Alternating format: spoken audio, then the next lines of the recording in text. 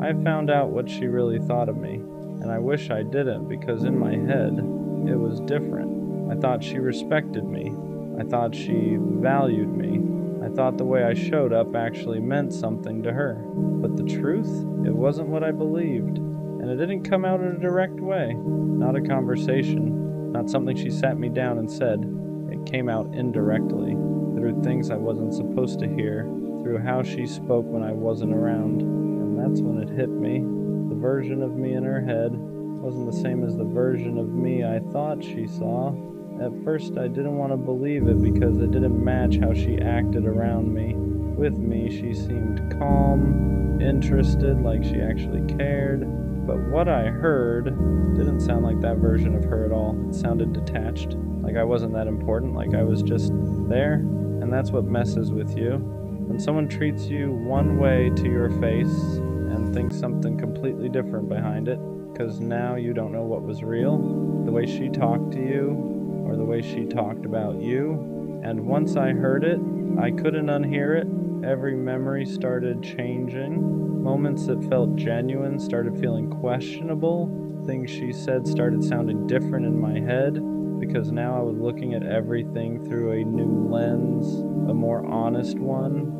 And the more I thought about it, the more it started making sense. Why sometimes her energy felt off. Why sometimes I felt like I was trying harder. Why something always felt slightly uneven. I just didn't want to accept it back then. Because when you care about someone, you don't want to believe they see you differently than you see them. You want to believe it's mutual, that the respect is equal, that the value is the same on both sides. But it wasn't. Not really. Because if she truly saw me the way I thought she did, she wouldn't have spoken about me like that. She wouldn't have minimized what I was giving. She wouldn't have treated my presence like something replaceable. And that's the part that hits your ego. Not in a loud way, in a quiet way. Because now you're not just dealing with losing her.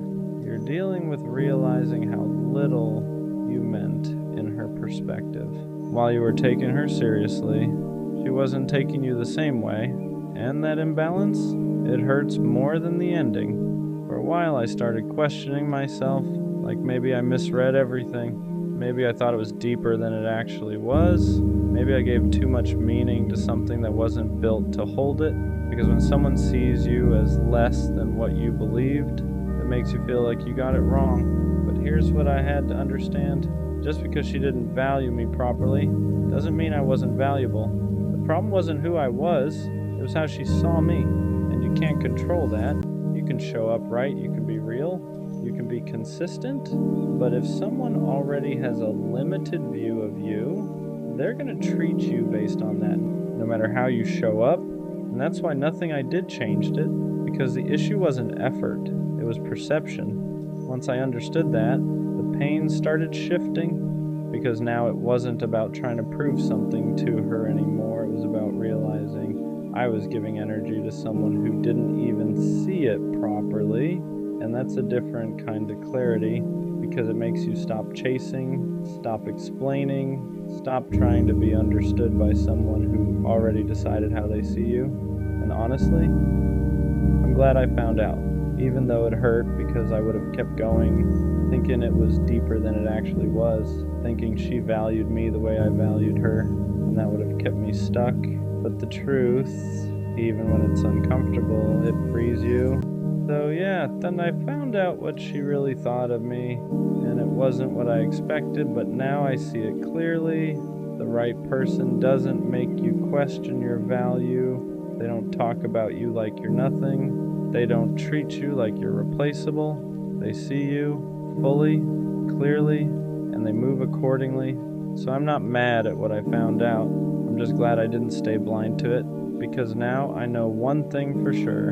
I'd rather know the truth than keep believing something that was never real. I don't know who needs to hear this right now, but you have to let them go. Not because you didn't care enough, not because what you felt wasn't real, but because holding on to something that's already gone is only hurting you more. They're not coming back, and I know that's a hard pill to swallow. It's one of those truths that sits heavy in your chest because part of you is still hoping, still replaying memories, still thinking maybe one day things will go back to how they were. But the truth is, if they wanted to come back, they would have. You wouldn't be sitting here questioning everything. You wouldn't be overanalyzing every small sign. You wouldn't be waiting for a text that never comes. Someone who wants to be in your life makes that clear. They don't leave you guessing, they don't disappear, and expect you to keep the door open forever. Letting go doesn't mean what you had didn't matter. It doesn't erase the memories, the connection, or the time you shared. It just means you're choosing to stop living in the past. You're choosing to stop punishing yourself by holding on to something that no longer exists, and that choice takes strength, even if it doesn't feel like it right now. I know part of you is scared. Scared that letting go means starting over. Scared that you won't feel that way about anyone else again. Scared that this was your one chance at something special. But that fear is lying to you. Life doesn't give you just one opportunity for love, connection, or happiness. It gives you many, but only if you make space for them. The sooner you let go, the sooner you heal. The sooner you stop checking their page, rereading old messages, and asking yourself what you did wrong, the sooner you start moving forward. And moving forward doesn't mean forgetting. It means accepting. It means allowing yourself to grow past this version of your life.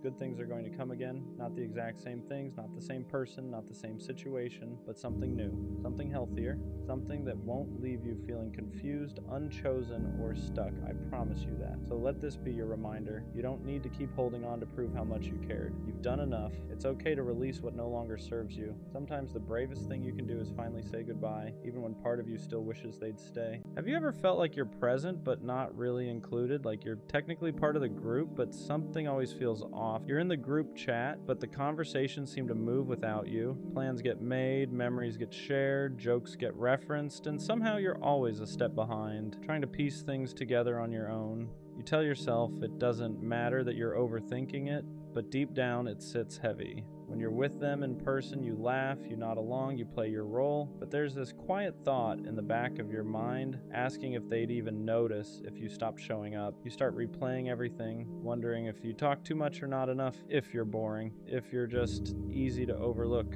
And the worst part is how quietly it happens. No arguments, no clear rejection, just subtle distance that makes you feel smaller over time. You're always the one checking in, the one who would show up without hesitation if someone needed you. But when it's your turn, the effort doesn't seem to come back the same way. You're there for the moments, but somehow not fully a part of them. It's like being in the frame but never the focus, like being heard but never truly listened to, and no one really talks about how lonely that feels, how confusing it is to be surrounded by people and still feel unseen, to question your place while pretending everything's fine. If you feel this way, it doesn't mean you're dramatic or sensitive. It means you care, it means you value connection, and there's nothing wrong with wanting to feel like you matter to the people you give your time and energy to. You deserve friendships where your presence is felt, not tolerated, where you don't have to wonder if you belong, because being left out hurts the most when all you were ever trying to do was fit in without losing who you are. It's always at night when everything hits at once. Your room gets quiet, your phone is dry, everyone's asleep, and suddenly your mind keeps replaying everything. You try to forget the laughs, the old texts, the what-ifs. You start missing people you swore you moved on from. You start feeling things you buried a long time ago. And it's not even about wanting them back. It's about wishing things just ended differently. Wishing you said more or nothing at all. You ever lay there staring at the ceiling, feeling like the past is louder than the present? It's like Aaron from Attack on Titan, haunted by the weight of what's already gone, but still pretending to move forward like it doesn't hurt. And the worst part? You can't talk to anyone about it because it's 2 a.m., and no one would get it anyway. But let me remind you this. Those memories, they're just echoes. They feel loud now, but they don't define you.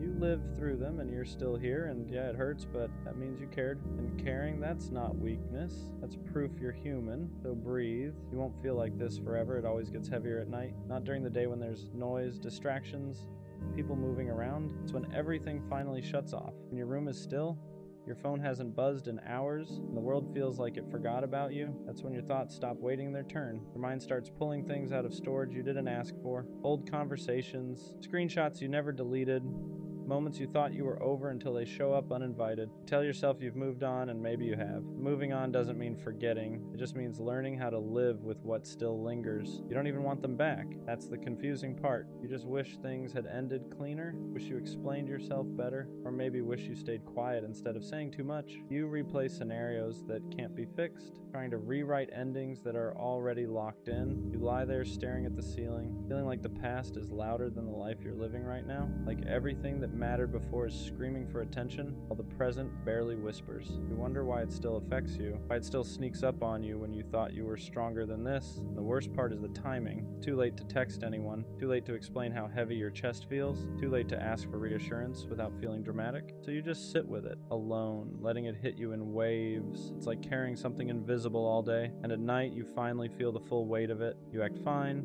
you move forward, but inside, there's still grief for versions of life that never happened, for people who changed, for moments that ended before you were ready. But here's what matters. Those memories aren't commands, they're echoes. They sound loud in the quiet, but they don't control where you're going. They don't erase the fact that you survived them. They don't cancel the future you haven't lived yet. If it hurts, that doesn't mean you're weak. It means you felt deeply. It means something mattered to you. And caring isn't something to be ashamed of, even when it leaves scars. So breathe. Let the night pass. You won't always feel like this, and one day the quiet won't feel so heavy anymore. There's a certain kind of loneliness that only shows up at night. Not the kind that comes from being alone, but the kind that comes from remembering when you weren't, when someone used to be a constant, a voice you could reach for without thinking, a presence that made the quiet feel safe instead of heavy. At night, you realize how much space they used to fill. Now that space just exists, unoccupied, untouched. You don't want to fill it with anyone else because it doesn't feel right yet. So you sit with it, even though it aches. Your mind starts drifting into the what-ifs. What if I had said things differently? What if I stayed quiet instead of reacting? What if I left sooner? What if I tried harder? You run through 100 alternate endings, knowing none of them change reality, but somehow your brain keeps trying anyway. That's the trap of nighttime thinking. It convinces you that if you replay the past enough times, you'll finally find peace in it. But peace doesn't live there anymore. All that's left are lessons and memories, and sometimes even those feel too loud. You start feeling behind in life, like everyone else is moving forward while you're stuck unpacking things you never asked to carry. You scroll through your phone, watching people live, love, laugh, post highlights, and you wonder why your heart feels so heavy when everyone else seems fine. But comparison at night is dangerous. You're seeing everyone else's daylight while you're stuck in your midnight, and that will always feel unfair. What you don't see is how many people are lying awake just like you, staring at ceilings, replaying moments, trying to make peace with things that didn't turn out the way they hoped. You're not broken for feeling this way. You're processing, you're grieving, you're letting go in real time, even if it doesn't feel like it yet. And slowly, very slowly, these nights will change. They won't disappear, but they won't crush you either. The memories will still come, but they won't steal your breath. The quiet will start feeling less empty and more calm. You won't always feel haunted by the past. One night, you'll realize you're thinking about tomorrow instead of yesterday. Eventually, you start noticing that the nights don't hit the same every time. Some nights still hurt, yeah, but other nights feel quieter in a different way. Not empty, just still. And that's when you realize something is slowly shifting inside you, even if you didn't notice it during the day. You begin to understand that missing someone doesn't always mean you want them back. Sometimes it just means they were part of a chapter that mattered. A chapter that shaped you. And endings like that don't disappear quietly. They linger, they echo, not because you're stuck, but because you lived it fully. At night, you start reflecting less on them and more on yourself, on how much you've changed since then, on how certain things you tolerated before you'd never accept now, on how some versions of you had to break so newer ones could exist. And that realization is bittersweet, because growth often comes wrapped in loss. You realize that the pain isn't pointless. It taught you boundaries. It taught you what effort looks like when it's real. It taught you how to spot the difference between attention and intention. Those lessons didn't come cheap. They weren't wasted either. There are still moments when the past creeps in unannounced, and a random thought tightens your chest for a second. But now, you don't spiral the way you used to. You acknowledge it, let it pass. You don't punish yourself for remembering. You don't shame yourself for caring, and that's progress. You stop asking, why did this happen to me?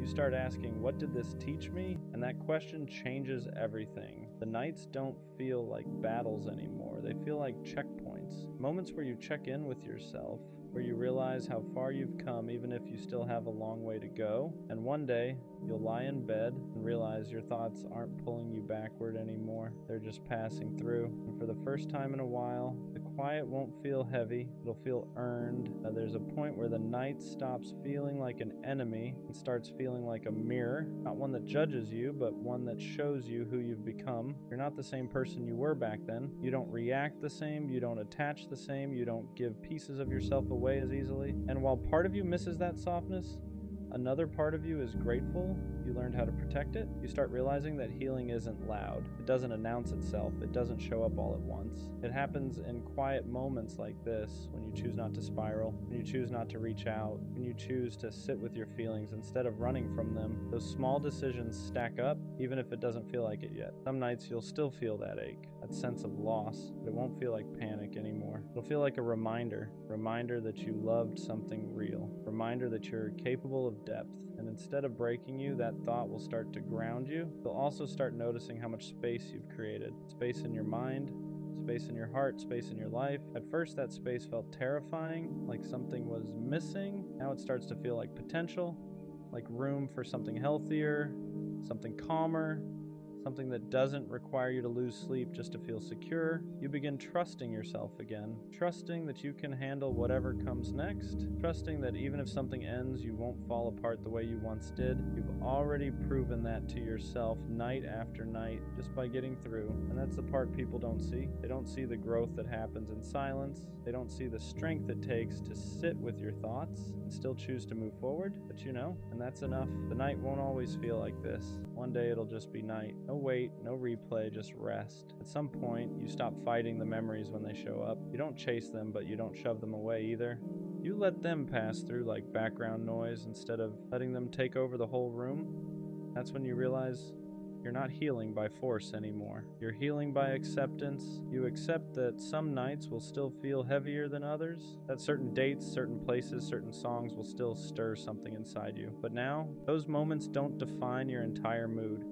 Don't steal the whole night. They're just moments, and moments pass. You also start understanding that the past isn't trying to pull you back, just reminding you that you lived, that you felt something real, that you weren't numb, and there's something powerful about that, because numbness is easy. Feeling is brave. You stop asking yourself if you'll ever fully move on. That question slowly loses importance. Instead, you start asking, am I okay right now? And most nights, the answer becomes yes. Not perfect, not amazing, but okay. And that's enough. You notice how your thoughts begin drifting toward things ahead of you. Plans, goals, small things you're looking forward to. First, it surprises you. Like, when did my mind start doing this? But that's how healing works. It sneaks up on you, one quiet night at a time. And even when the past visits, it doesn't feel like a threat anymore. It feels like a chapter you've already read. One that mattered. One that changed you. Not one you need to reread every night to understand. You're learning how to rest without carrying everything with you, how to sleep without replaying endings, how to let the present exist without being overshadowed by what's already gone, and that's progress. Whether you recognize it yet or not, there's a quiet confidence that starts forming in you after all those nights. It doesn't come from feeling happy all the time. It comes from knowing you can sit with discomfort and still be okay. You've already faced the worst parts of your thoughts in the dark, and they didn't destroy you. That realization changes how you move through life. You stop being afraid of the quiet. Silence doesn't feel like abandonment anymore. It feels neutral, sometimes even comforting. You don't need constant noise or validation to feel grounded. You've learned how to be alone without feeling lonely, and that's something a lot of people never figure out. You also become more honest with yourself about what you want, about what you won't tolerate again, about the kind of connections you deserve. The nights taught you that chasing what's gone only keeps you stuck, and protecting your peace isn't selfish, it's necessary. And when you think back on the people you missed, the pain isn't as sharp. There's still tenderness there, but it's softer now, less like a wound and more like a scar. Proof that something happened, but also proof that it healed. You start trusting that life doesn't end with one loss, that the world doesn't stop because something did. You realize that endings don't erase everything that came before them, and they don't block everything that comes after. They just redirect you, and one night, without any dramatic moment, you'll notice something small but important. You're tired in a normal way, not emotionally drained, not overwhelmed, just ready to rest. And as you close your eyes, you won't feel haunted, you'll feel present, and then one night, it doesn't hurt anymore. Not in the way it used to. You still remember, but the memories don't grip your chest. They don't steal your breath. They don't pull you backwards. They just exist quietly like old photographs stored away instead of wounds left open. You realize you didn't get over it all at once. You outgrew it slowly, night by night, thought by thought. You kept living even when it was hard. You kept choosing yourself even when part of you wanted to stay stuck in what was familiar. And without noticing, you built something stronger than closure. You built resilience. The nights that once felt unbearable became lessons. They taught you how to sit with yourself, how to listen instead of run, how to accept endings without needing them to make sense. And because of that, you're not afraid of feeling anymore. You're not afraid of caring. You're not afraid of loving again when the time is right. You understand now that pain doesn't mean you failed. It means you were present. It means you opened your heart in a world that doesn't always know how to hold it gently, and that's not something to regret, that's something to respect. Past no longer defines you, it informs you, it shaped you, but it doesn't own you. You carry it with wisdom now, not weight. In the quiet you once feared, it's become peace. So if tonight feels heavy, remember this. You won't always feel like this. You are moving forward even when it doesn't feel obvious. And one day you'll look back at these nights and realize they didn't break you. They built you. I owe you an apology. Not the kind that fixes things. Not the kind that makes the pain disappear. Just the honest kind. I couldn't meet you where you stood. I didn't show up the way you deserved. I didn't give you my time, my focus, or the version of me you believed in. And I hate that because you didn't ask for much. You just wanted consistency. You just wanted effort. You just wanted me to stay. And the truth is, I didn't walk away because I didn't care. I walked away because I cared and still felt lost. For a moment, you broke through everything I built to protect myself. The walls were down. I was open again. I remembered how to feel without fear, how to love without keeping score. I was that version of myself I thought was gone. Then, reality got loud, responsibilities piled up, pressure from the future kept whispering that love wasn't something I had room for right now, that I needed to focus, that I needed to choose progress over emotion. And those thoughts didn't show up once, they stayed. They wore me down.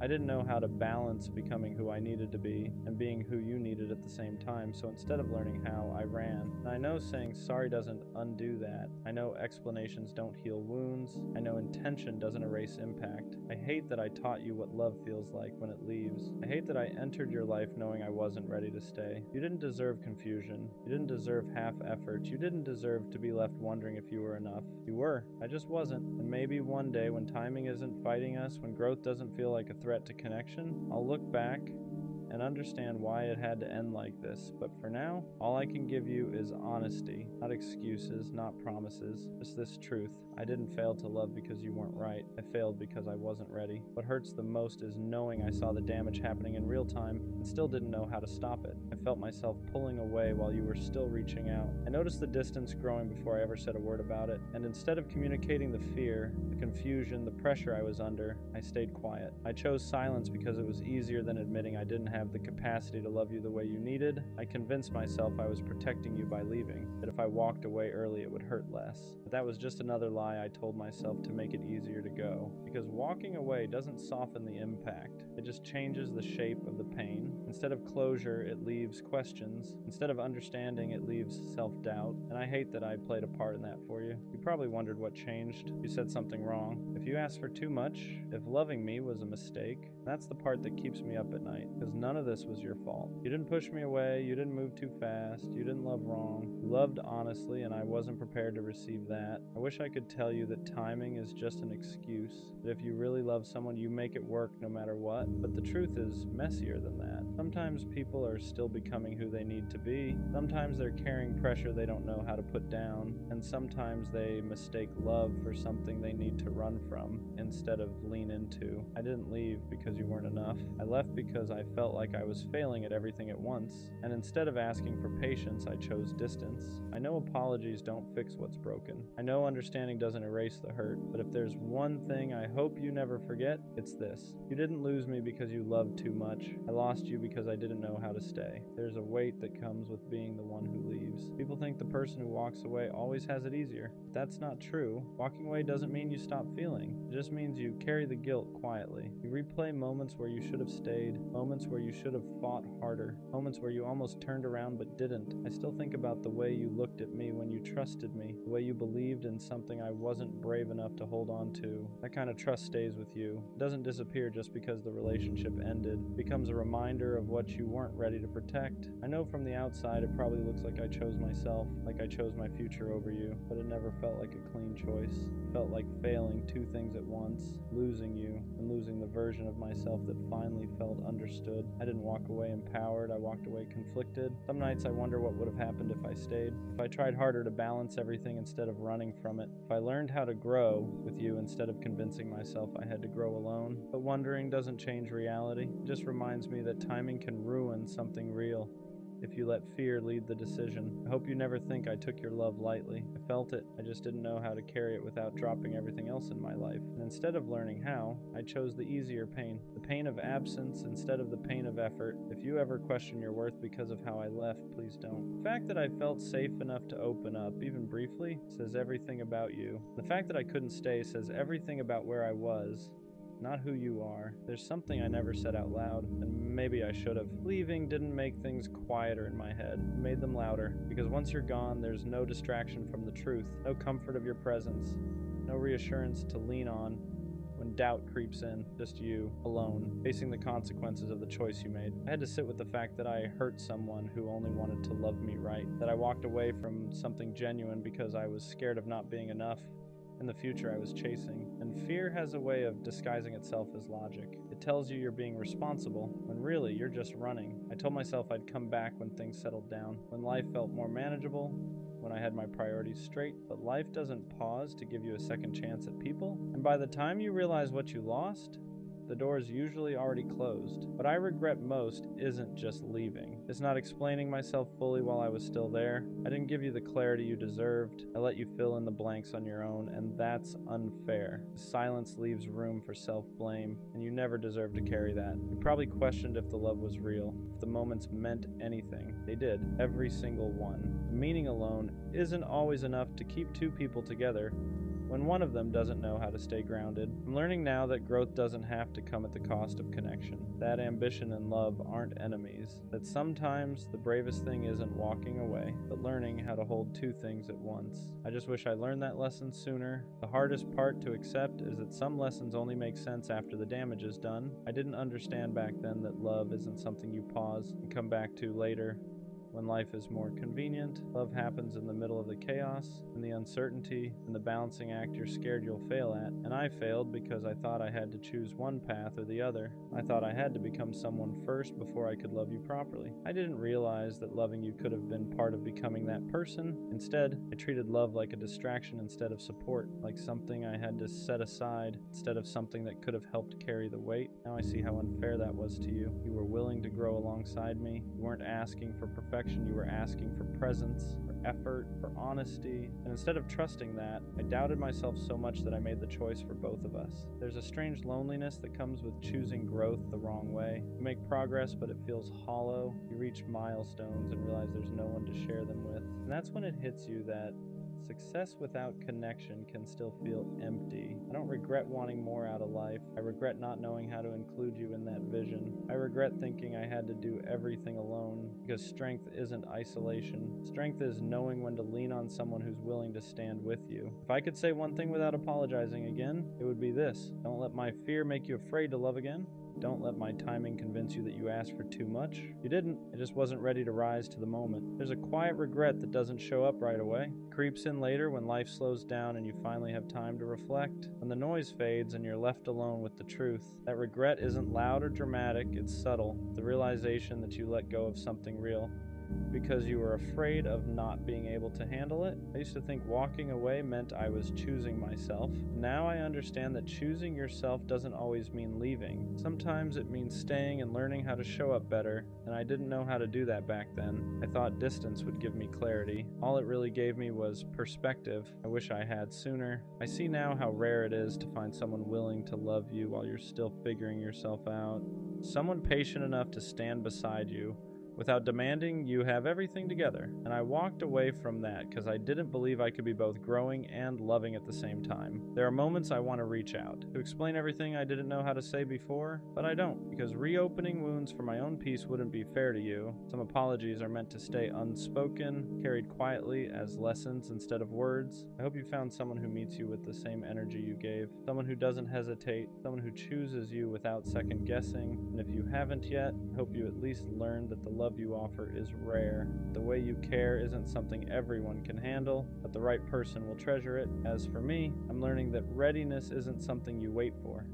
It's something you practice, and I'm practicing now, even if it's too late for us. There's a strange kind of maturity that comes from realizing you can't undo certain things, not because you don't care enough, but because caring now would mean accepting that some doors close quietly and stay that way. And learning to respect that is part of growing up, even when it hurts. I've had to sit with the fact that love doesn't always come back around when you're finally ready. Sometimes it shows up before you know how to hold it, teaches you a lesson, and leaves. Not as punishment, but as preparation. And that's a hard truth to swallow when you realize the timing was off by just a little, but that little bit changed everything. What stays with me isn't just the regret, it's the clarity, the understanding of what I want to be different next time. I know now that I don't want to run when things get heavy. I don't want to choose distance just because I'm scared of failing. I don't want to confuse being busy with being unavailable. I don't want to leave someone guessing where they stand. You taught me that love isn't about having everything figured out. It's about choosing someone even when life is uncertain, about growing with someone instead of away from them. And even though I couldn't do that with you, that lesson is etched into me now.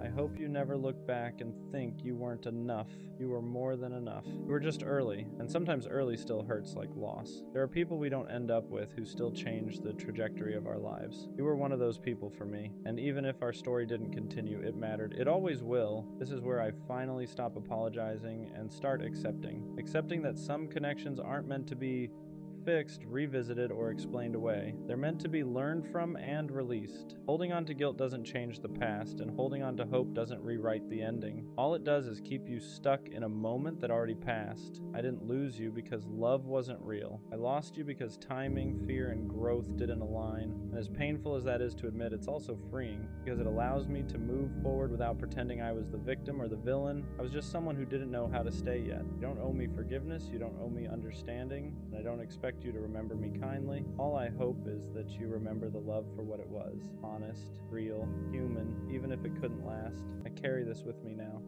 Not as regret that weighs me down, but as awareness that shapes who I become. I know how fragile connection is. I know how rare it is to find someone who sees you fully and still stays. And next time, I won't confuse love with something I need to run from. Some people are meant to be chapters, not the whole book. And even though this chapter ended before I was ready, it taught me how to write the next one with more care, wherever you are. I hope you're loved the way you tried to love me. And for the first time, I'm not saying sorry, I'm saying thank you. No one really talks about how long guys are willing to wait for the one girl they truly want. Months go by, sometimes even years. And all it takes is one sentence she said one time, maybe one day. I'm just not ready right now. I need time. And he holds on to those words like they're a promise, like they're proof that if he just waits long enough, things will eventually work out. So he waits quietly, he waits patiently, he waits while pretending he's okay even when he's not. Because when a guy sees you in his future, when he's certain about you, when his heart already chose you, waiting feels easier than letting go. He tells himself she just needs time. She's healing. She'll come back when she's ready. And sometimes I don't even know if that kind of waiting is beautiful or if it's self-destructive, because love like that is rare. A man who's willing to pause his own feelings, put his heart on hold, and stay loyal to the idea of you, even when he doesn't know if you'll ever choose him, that's not weakness. That's commitment. So if you have a man like that, a man who's willing to wait for you while you figure things out, you can't take that lightly. Handle what you need to handle, heal what you need to heal, take the time you need, but don't keep him hanging if you already know you're not coming back, because the worst thing you can do is let someone wait on hope when all that's waiting for them is disappointment. A lot of men won't walk away. They'll sit there holding on by a thread, telling themselves one more month, one more sign, one more chance, and they'll wait. Not because they're desperate, but because they genuinely care. So if you can love him again, do it fully. And if you can't, tell him. Don't make him wait just to hurt him, just to crush him, just to break a heart that was only trying to love you right. I think the hardest thing to admit now is that I waited too long for her. Not a few days, not a few weeks. I'm talking about months of believing that eventually she would see me, the way I saw her. Because when you really care about someone, patience feels like loyalty. You tell yourself that love isn't supposed to be rushed, that real connections take time, that sometimes people just need space to figure things out. So I gave her that space. I stayed patient when things felt uncertain. I stayed loyal even when the energy between us started shifting.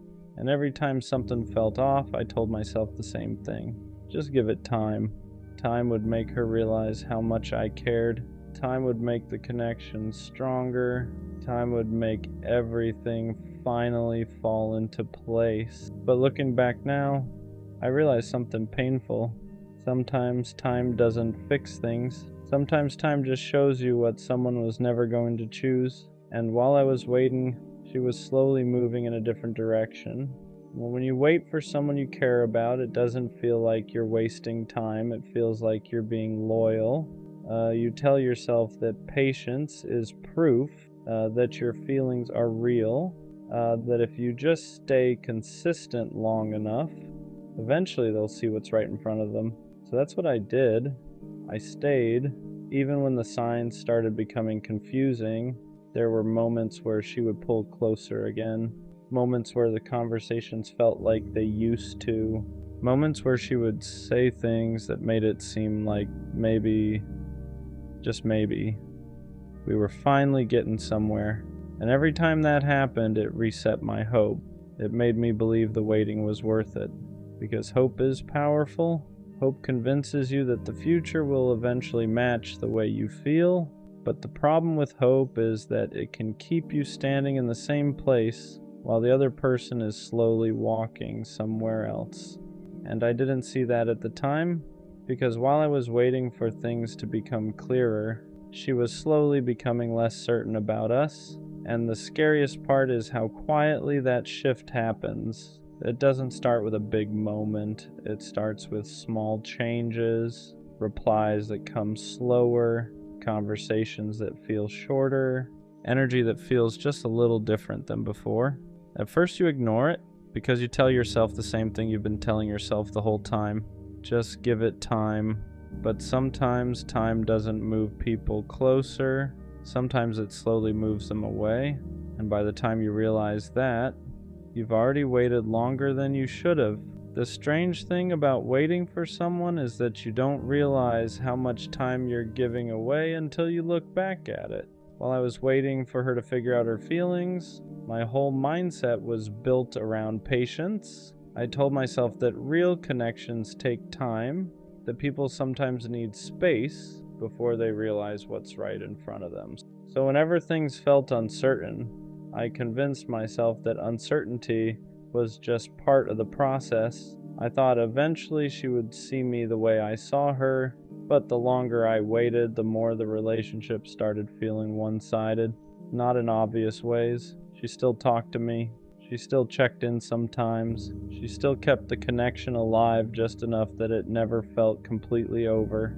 And that's the part that kept me there, because every small moment of closeness made it seem like progress. Like maybe we were finally moving towards something real. But looking back now, those moments didn't mean we were getting closer. They just meant she wasn't ready to fully let me go yet.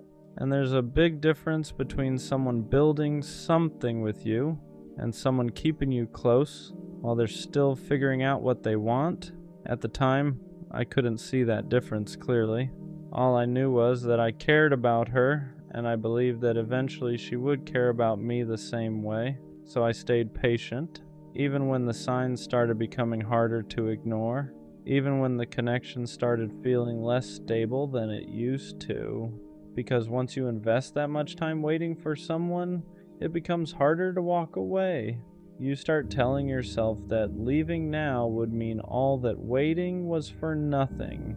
So you stay longer, you give it more time, you hope just a little more, and that's how you end up realizing something painful later on. You didn't just wait for her. You waited too long. The hardest part about waiting too long for someone is realizing that the time you gave them was real, even if the outcome wasn't. Because every day I stayed patient, I believed it meant something. Every message I sent, every conversation where I tried to understand her better, every moment where I chose to stay instead of walking away when things felt uncertain, to me those moments were proof that I cared, proof that the connection mattered enough to fight for. But there's something difficult about waiting that you don't notice until it's already happened. Waiting slowly turns into hoping, and hoping slowly turns into ignoring reality. There were signs that things weren't moving the way I thought they were. Moments where her effort didn't match mine. Moments where the connection felt like it was staying in the same place instead of growing.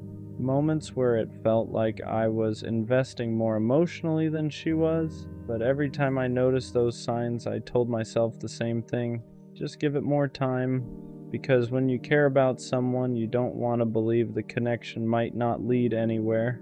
You want to believe the patience will eventually pay off. But the truth is, patience only works when both people are moving toward the same thing. If one person is waiting while the other person is slowly drifting away, time doesn't bring you closer. It just stretches the distance. And by the time I started realizing that, I had already waited longer than I should have. Another thing about waiting too long for someone is how quietly it changes your life, because when you're emotionally invested in someone, your decisions start revolving around them. You hold space for them in your future, you imagine what things could become, you avoid moving on because a part of you still believes they might eventually choose you. And that's exactly what I did. I didn't explore other connections. I didn't let myself get too close to anyone else because, in my mind, I was already committed to her, even if the relationship wasn't fully defined. And that's the trap of waiting. You stay emotionally loyal to someone who hasn't fully chosen you yet, not because you're naive, but because you believe loyalty will eventually be recognized. You believe that if someone sees how patient you are, how consistent you are, how much you care, they'll eventually realize you're the right person. But life doesn't always work like that. Sometimes people appreciate your patience, sometimes they even care about you, but that doesn't always mean they'll choose you. And that's a painful thing to understand, because it means the time you gave them didn't guarantee the future you imagined. And when that realization finally hits, you start asking yourself a difficult question. Was I waiting for the right person? Or was I waiting for someone who was never going to choose me in the first place? Once I started asking myself that question, honestly, everything began to look different. Because when you stop looking at the situation through hope, you start seeing it through clarity. And clarity shows you things you didn't want to notice before. Like how often I was the one reaching out first, how often I was the one trying to keep the connection alive, how often I was the one convincing myself that things would eventually work out. At the time, I thought that was just what patience looked like, but now I understand something important. Patience in a relationship only makes sense when both people are building something together. If only one person is investing time, effort, and emotional energy, that's not patience. That's imbalance. And I was standing in that imbalance longer than I should have, because I kept believing that eventually the effort would be returned, eventually the connection would stabilize, eventually she would see me the same way I saw her, but eventually never came. And the hardest part about realizing that isn't just the heartbreak, it's realizing how much time you spent waiting for something that was never truly moving toward you. For a while, that realization made me feel foolish, because it made me feel like I should have known sooner, like I should have seen the signs earlier, like I should have walked away the moment things started feeling uncertain. But the truth is, caring about someone doesn't make you foolish, it makes you human. When you believe in someone, you want to give them the benefit of the doubt. You want to believe their uncertainty is temporary. You want to believe the connection you feel will eventually become mutual, so you stay longer, you give more time, you hope a little harder, and sometimes that hope leads to something real. But sometimes it just leads to a lesson. And the lesson I learned is something I'll never forget. You shouldn't have to wait indefinitely for someone to recognize your value. If someone truly sees you as part of their future, they don't leave you standing in uncertainty for months. They choose you, and they show that choice through their actions. Once I understood that, the pain started changing into something else. Perspective. Because waiting too long for someone doesn't mean you were weak. It means you believed in the possibility of something meaningful. And there's nothing wrong with believing in people, but there's a difference between believing in someone and ignoring the reality of their actions, because actions always tell the truth eventually. Someone who truly wants you doesn't keep you waiting forever. They don't keep you guessing about where you stand. They don't keep you in a place where you feel like you're hoping more than you're building. They make their intentions clear, and if someone doesn't do that, the waiting only leads to one outcome. Eventually you realize you were holding space for someone who wasn't holding space for you. When I finally stopped waiting for her, something surprising happened.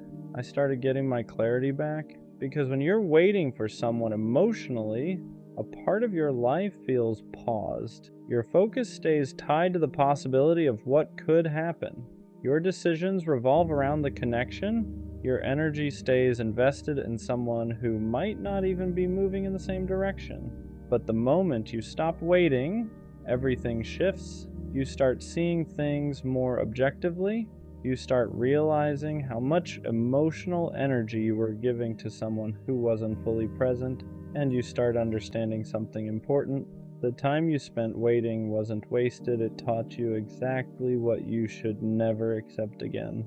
Looking back now, I can honestly say I waited too long for her, but I don't regret caring. I don't regret being patient, because those things say something about who I am.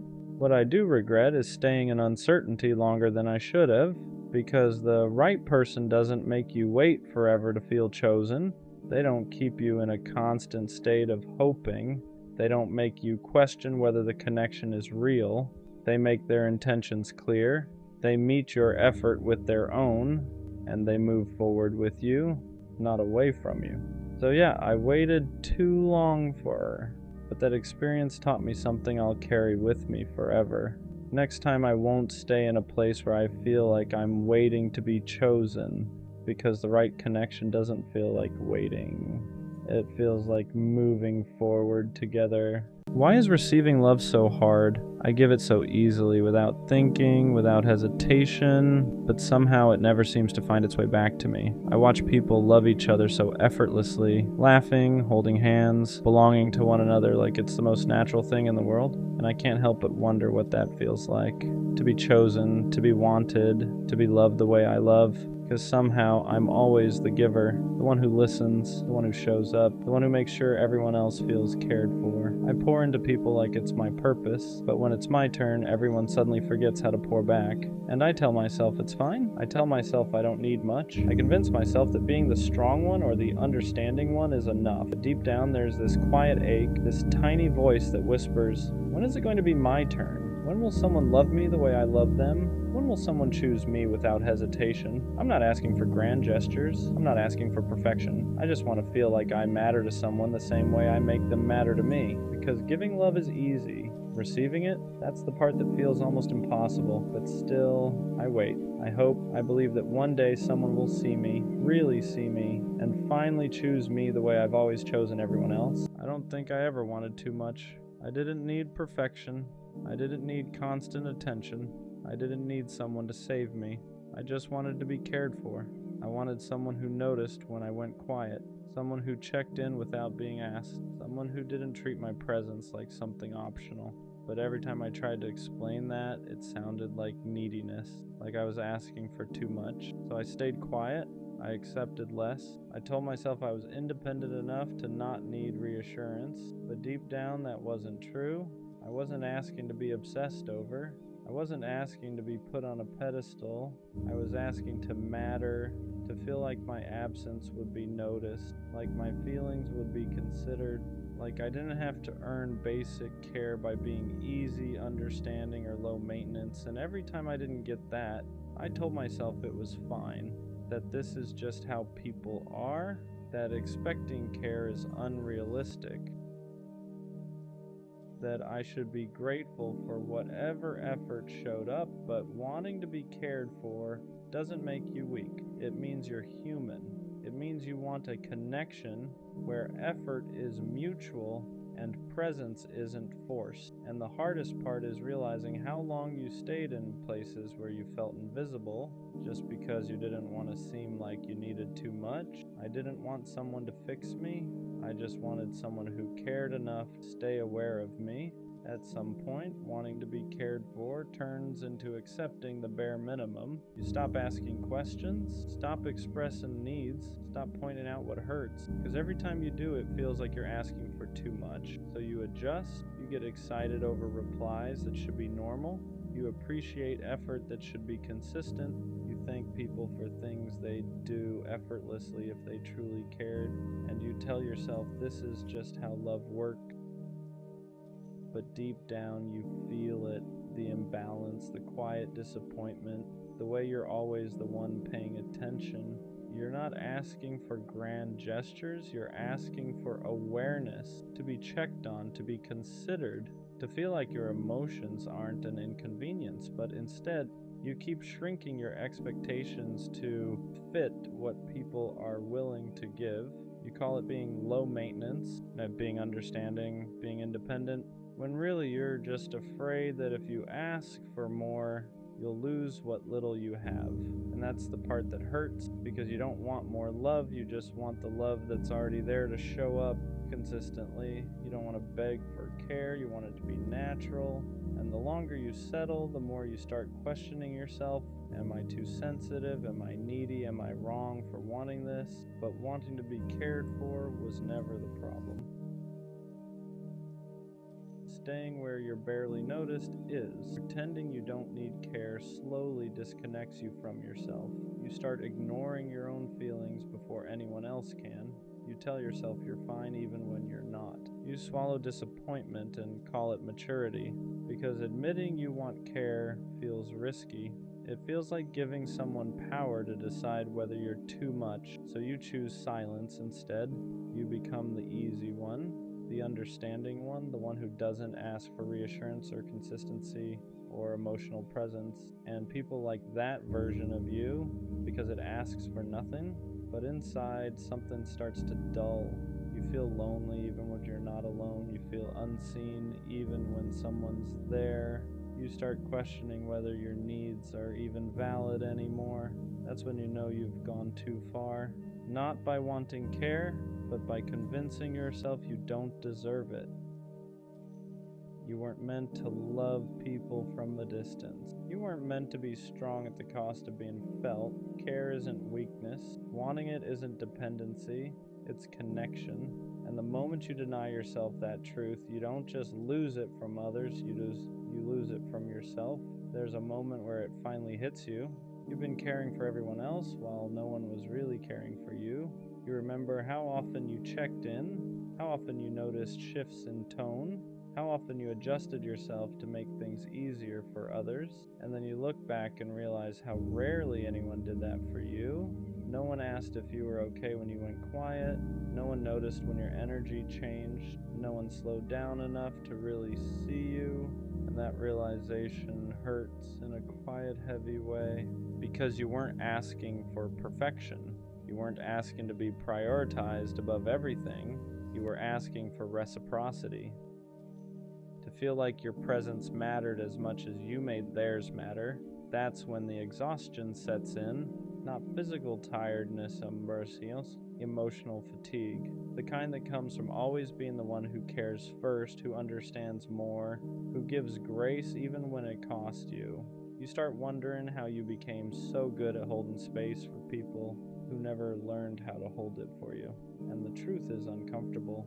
You taught them it was okay to lean on you without leaning back, to receive care without returning it, not because you wanted imbalance, but because you didn't want to feel abandoned. And realizing that is both painful and clarifying, because it shows you something important. You weren't asking for too much, you were just asking it from the wrong people. That realization changes how you choose people. You stop being impressed by words. You stop getting attached to potential. You stop mistaking attention for care, because now you know the difference. Care looks like consistency. It looks like remembering. It looks like showing up even when it's not convenient. So you start paying attention to who checks in without being prompted, who notices when you're off, who doesn't make you explain why you need what you need. And at first that makes your circle smaller. You walk away from people you once would have stayed for. You stop overextending. You stop being the only one holding things together. Not because you don't care anymore, but because you finally care about yourself too. You don't chase care now. You don't hint at it. You don't downplay your needs to make someone comfortable. You let people show you how they show up. And if they don't, you don't argue with it. You don't try to teach them how to care. You accept the information and move accordingly, because wanting to be cared for isn't a flaw, it's a boundary. And the moment you start honoring it, you realize something important. You'd rather be alone than be surrounded and still feel unseen. Choosing yourself feels lonely at first, not because you made the wrong choice, but because you stopped filling the silence with people who never really saw you. You notice the absence quickly, the lack of constant conversation, the quiet that comes when you're no longer overgiving just to stay connected. And that quiet can be uncomfortable because for a long time, being needed made you feel valued. Being available made you feel important. Being the one who cared most made you feel like you belonged. Now you don't do that anymore. You don't reach out first every time. You don't check in when it's never returned. You don't hold space for people who won't hold it for you. And yes, that leaves gaps, but those gaps feel different than the loneliness you had before. Before you were lonely even when surrounded by people. Now you're alone but at peace. There's no resentment building, no quiet disappointment, no wondering why you're not enough. Just space to breathe, space to feel what you feel, space to rebuild a relationship with yourself that isn't based on neglect. You start realizing that loneliness with self-respect is lighter than connection without care. And once you taste that peace, it's hard to go back, because you finally understand being cared for starts with not abandoning yourself anymore. Learning how to receive care is harder than giving it. That part surprised me. I was always good at showing up, at checking in, at being thoughtful without being asked. But when someone tried to do that for me, I didn't know how to relax into it. I questioned it. I downplayed it. I felt uncomfortable being the one who was noticed, because for so long, care felt conditional, like something you earned by being useful, easy, understanding. So when someone offers it freely, without you proving anything, your first instinct is to brace yourself. You wait for it to disappear, you look for the catch, you assume it won't last, and that's not because you don't want care, it's because you're not used to it being consistent. You're used to being the giver, the supporter, the one who adapts. So receiving feels vulnerable in a way giving never did. It means letting someone see you without performing, letting yourself need without apologizing, letting care exist without questioning your worthiness of it. That takes unlearning. It takes time to believe that you don't have to exhaust yourself to deserve tenderness. And I'm still learning that, still reminding myself that care doesn't have to be chased, earned, or negotiated. Sometimes it's just there, and allowing it in is the bravest thing you can do after spending so long surviving without it. At some point, you stop asking why people don't care. You stop replaying conversations, stop analyzing tone, stop wondering what you could have done differently, because that question only keeps you stuck chasing explanations instead of truth. So you ask a different question: who actually shows up for me? Not who says they care, not who means well, not who shows interest when it's easy, but who checks in consistently, Who notices when you're quiet? Who doesn't disappear when you need space or reassurance or time? And the answer is usually smaller than you expect. Fewer people, less noise, more clarity. That realization hurts, but it also simplifies everything. You stop pouring into people who only take. You stop investing in connections that leave you feeling unseen. You don't make announcements. You don't explain your shift. You just move differently. You protect your energy. You reserve your care for those who return it naturally. And slowly you stop feeling desperate to be noticed because you're no longer surrounding yourself with people who make you feel invisible. Care stops being something you beg for and starts being something you recognize. And that's when you finally understand being cared for isn't about convincing people to treat you better. It's about choosing the ones who already do. Wanting to be cared for doesn't make you needy. It makes you honest. Needy is asking someone to fill a void they didn't create. Needy is expecting one person to carry everything for you. But wanting care, that's wanting reciprocity. That's wanting your effort to be met, your presence to be valued, your emotions to be considered. You're not asking someone to revolve their life around you.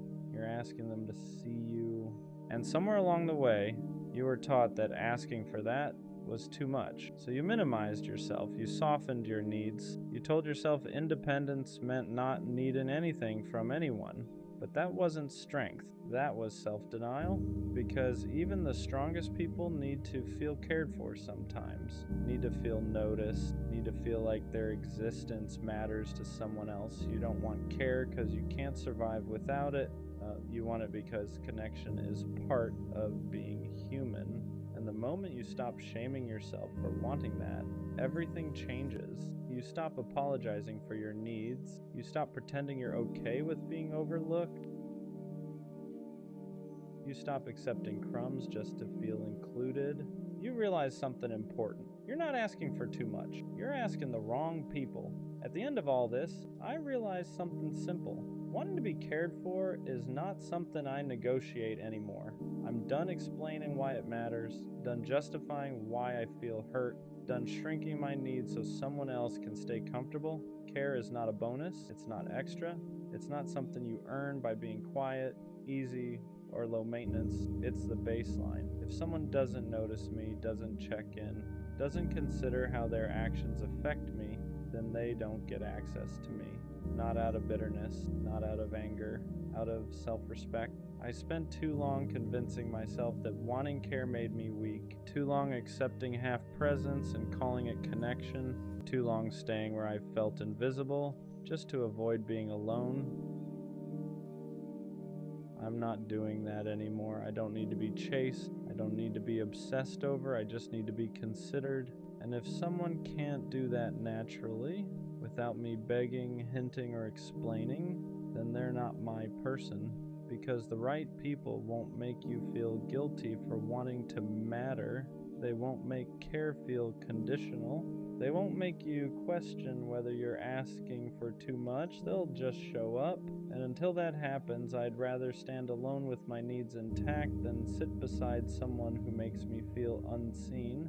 I didn't want too much, I just wanted to be cared for. And now I care enough about myself to never accept less again. I don't know who needs to hear this, but you have to let them go. Not slowly, not halfway, not with one foot still stuck in the past. You have to actually let them go, because they're not coming back. Not in the way you want, not in the way you deserve. And holding on to that hope is what's keeping you stuck. That's the hardest part to accept. Not the loss itself, but the finality of it. The idea that the version of them you're waiting for doesn't exist anymore. Or maybe it never did. You keep replaying memories, rereading old messages, telling yourself that if you just wait a little longer, they'll realize what they lost. That they'll come back changed, more sure, more ready. But the truth is, if they wanted to come back, they would have already. Letting go feels like betrayal. Like you're giving up on something that once meant everything to you. It feels wrong to stop caring when you cared so deeply for so long. Your mind keeps fighting it, saying just one more day, just one more chance, just one more sign. But every extra day you hold on is another day you delay your own healing. You don't let go because you stop loving them. You let go because loving them is costing you yourself,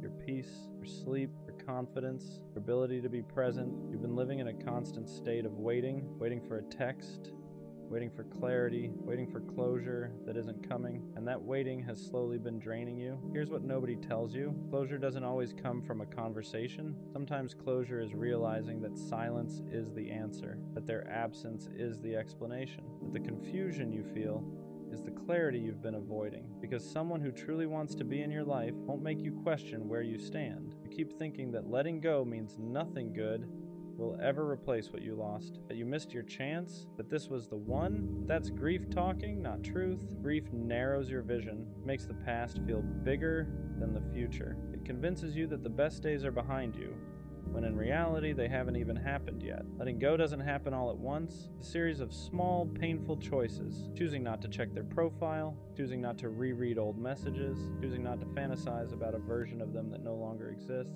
choosing yourself, even when it hurts. And yeah, it's a hard pill to swallow, one of the hardest. But the sooner you swallow it, the sooner you can breathe again. The sooner your life starts moving forward instead of replaying the same chapter over and over. Good things are going to come again, I promise you that. But they can't find you if you're still emotionally living somewhere you no longer belong. Right now, it probably feels impossible to believe that anything good could come after this. When you lose someone you were attached to, your world shrinks. Your future starts looking empty, quiet, unfamiliar. You measure everything against them. Every laugh feels weaker. Every conversation feels forced. Every good moment feels incomplete because they're not there to share it with. That's normal. Your brain is grieving what could have been, not just what was. You're mourning the plans you never got to live out, the version of the future you built in your head, the comfort of having someone to lean on. And when that disappears, your mind panics, tells you this was it, this was your chance. You won't feel like this again. But that voice isn't truth, it's fear. Fear tries to convince you that staying attached is safer than starting over, that even pain you recognize is better than uncertainty. So you cling to what's familiar even when it hurts you, even when it drains you, even when it keeps you stuck in the same emotional place you've been in for too long. Letting go feels like stepping into darkness. You don't know what's on the other side yet. You don't know who you'll become without them. You don't know how long it'll take to feel okay again, and that uncertainty is terrifying. But staying where you are guarantees one thing: nothing changes. You don't heal by holding on tighter. You heal by loosening your grip, even when every part of you wants to resist. You heal by accepting that some people are meant to be chapters, not whole stories, that some connections exist to teach you something, not to stay forever. And yeah, it hurts to admit that someone you love doesn't have a place in your life anymore. It hurts to realize that effort wasn't enough, that love alone couldn't fix timing, readiness, or their inability to choose you fully. But pain doesn't mean failure. Pain means you cared. Pain means you were real. You're not weak for struggling to let go. You're human. But don't confuse holding on with loyalty. Don't confuse waiting with strength. Sometimes the bravest thing you can do is walk away from something you still want because you know it's no longer good for you.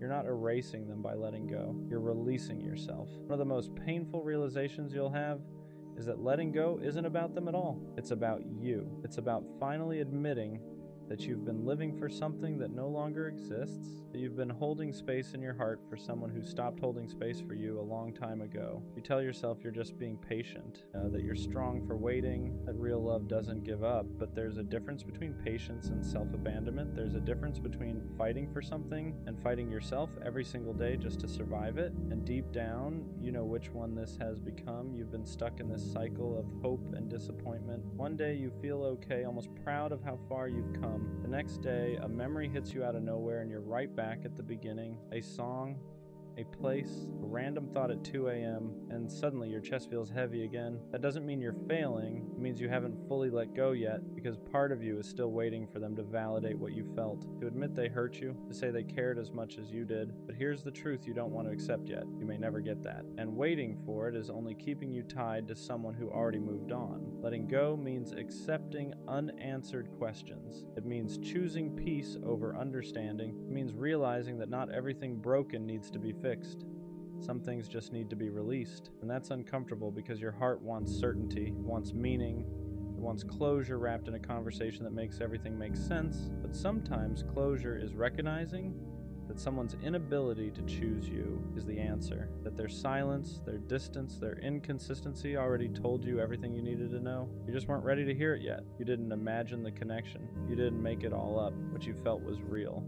But real feelings don't guarantee a real future, and holding on to that distinction is one of the hardest lessons you'll ever learn. You're not behind for struggling with this. You're not weak for missing them, but you are allowed to stop suffering for someone who isn't suffering without you. There comes a moment where you have to be honest with yourself about what you're really holding on to. Is it them, or is it the version of them you created in your head? The version that would have changed, the version that would have stayed, the version that would have finally chosen you the way you needed, because most of the time, that's what keeps you stuck. Not reality, but imagination. You fell in love with potential, with what could have been. If things were different, if timing was better, if they were more emotionally available, if they wanted the same future you did, but you can't build a life on ifs, and you can't heal while you're still negotiating with the past. Your heart keeps saying just a little longer, your mind keeps saying maybe one more chance, but your body is exhausted, tired of carrying the weight, tired of the anxiety, tired of waking up every day with the same ache in your chest. That's your sign. Not everything that hurts is meant to be held on to. Letting go doesn't mean you pretend it didn't matter. It mattered deeply. That's why it hurts, but there's a difference between honoring what you felt and imprisoning yourself in it. You're allowed to acknowledge the love without chaining yourself to the loss. And here's something important. Moving on doesn't mean you'll forget them. You won't. Certain people leave marks on us, but those marks don't have to control where we go next. They can be reminders instead of wounds, lessons instead of anchors. Right now you're still looking backward, trying to make sense of something that already ended, but life doesn't unfold in reverse. There are people you haven't met yet,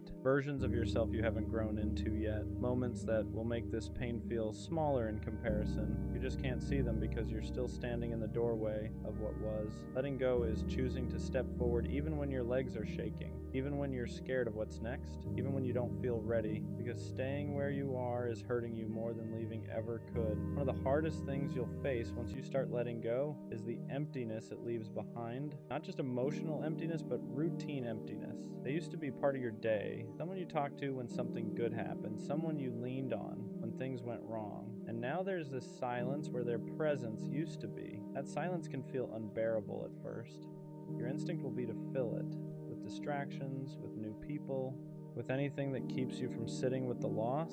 And while distractions can help temporarily, they won't heal you if you use them to avoid feeling. Because healing requires you to feel it fully, to sit in the discomfort, to accept that this chapter ended and that it's okay to grieve it. You might catch yourself wanting to reach out, not because you have something to say, but because you miss the familiarity, the comfort, the version of yourself that existed when they were around. But understand this, missing someone doesn't mean they're meant to be in your life again. It just means they were once important. There's a difference between love and attachment. Love wants what's best for both people.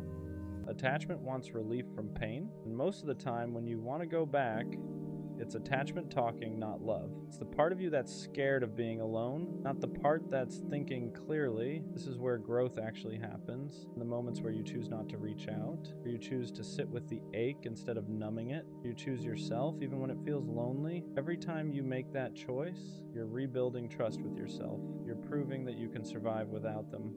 And slowly, that silence won't feel so loud anymore. It'll start to feel like space. Space to think, space to breathe, space to rediscover who you are without them. And in that space, something new begins to form. Not another person, but a stronger version of you. One of the hardest things you'll face once you start letting go is the emptiness it leaves behind. Not just emotional emptiness, but routine emptiness. It used to be part of your day. Someone you talked to when something good happened, someone you leaned on when things went wrong. And now there's this silence where their presence used to be. That silence can feel unbearable at first. Your instinct will be to fill it with distractions, with new people, with anything that keeps you from sitting with the loss.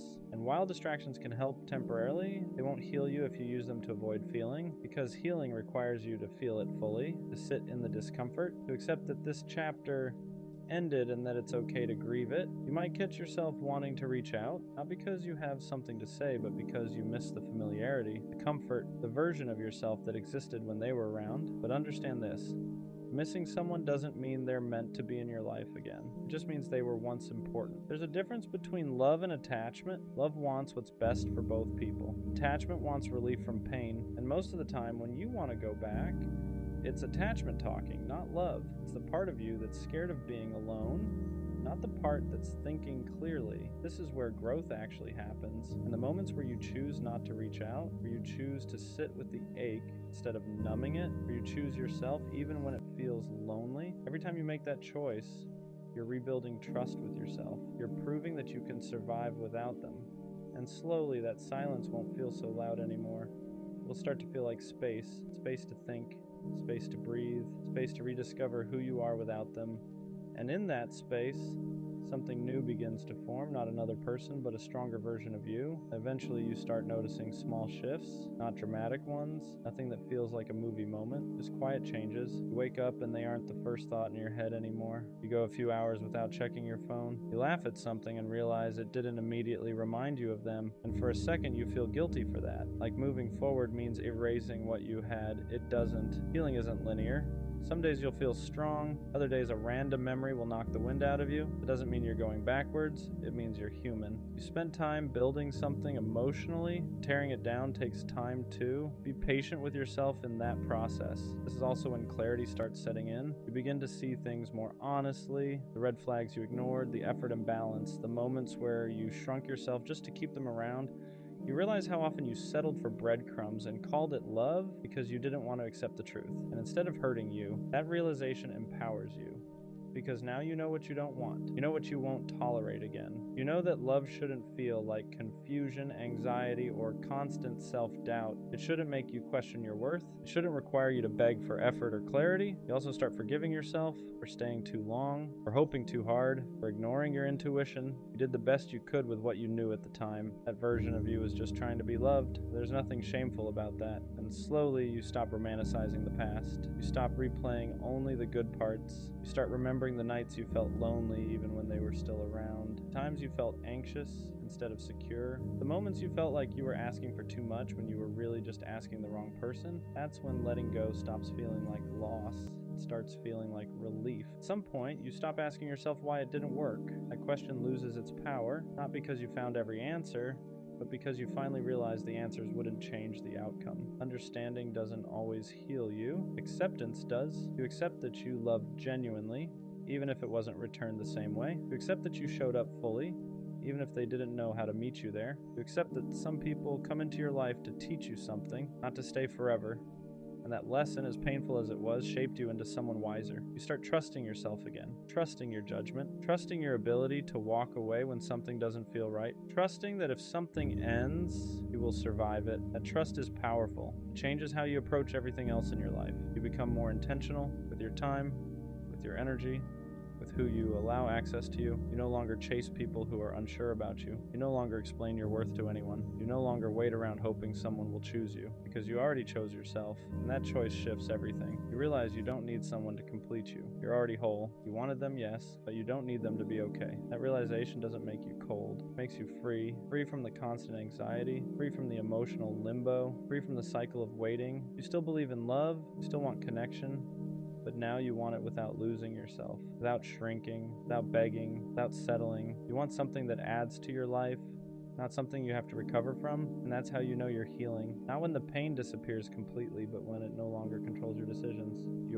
I don't know who needs to hear this right now, but you have to let them go. Not because you didn't care enough, not because what you felt wasn't real, but because holding on to something that's already gone is only hurting you more. They're not coming back, and I know that's a hard pill to swallow. It's one of those truths that sits heavy in your chest because part of you is still hoping, still replaying memories, still thinking maybe one day things will go back to how they were. But the truth is, if they wanted to come back, they would have. You wouldn't be sitting here questioning everything. You wouldn't be overanalyzing every small sign. You wouldn't be waiting for a text that never comes. Someone who wants to be in your life makes that clear. They don't leave you guessing, they don't disappear, and expect you to keep the door open forever. Letting go doesn't mean what you had didn't matter. It doesn't erase the memories, the connection, or the time you shared. It just means you're choosing to stop living in the past. You're choosing to stop punishing yourself by holding on to something that no longer exists. And that choice takes strength, even if it doesn't feel like it right now. I know part of you is scared. Scared that letting go means starting over. Scared that you won't feel that way about anyone else again.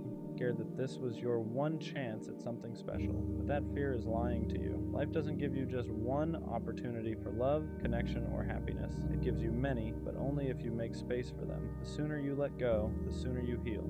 The sooner you stop checking their page, rereading old messages, and asking yourself what you did wrong, the sooner you start moving forward. And moving forward doesn't mean forgetting. It means accepting. It means allowing yourself to grow past this version of your life.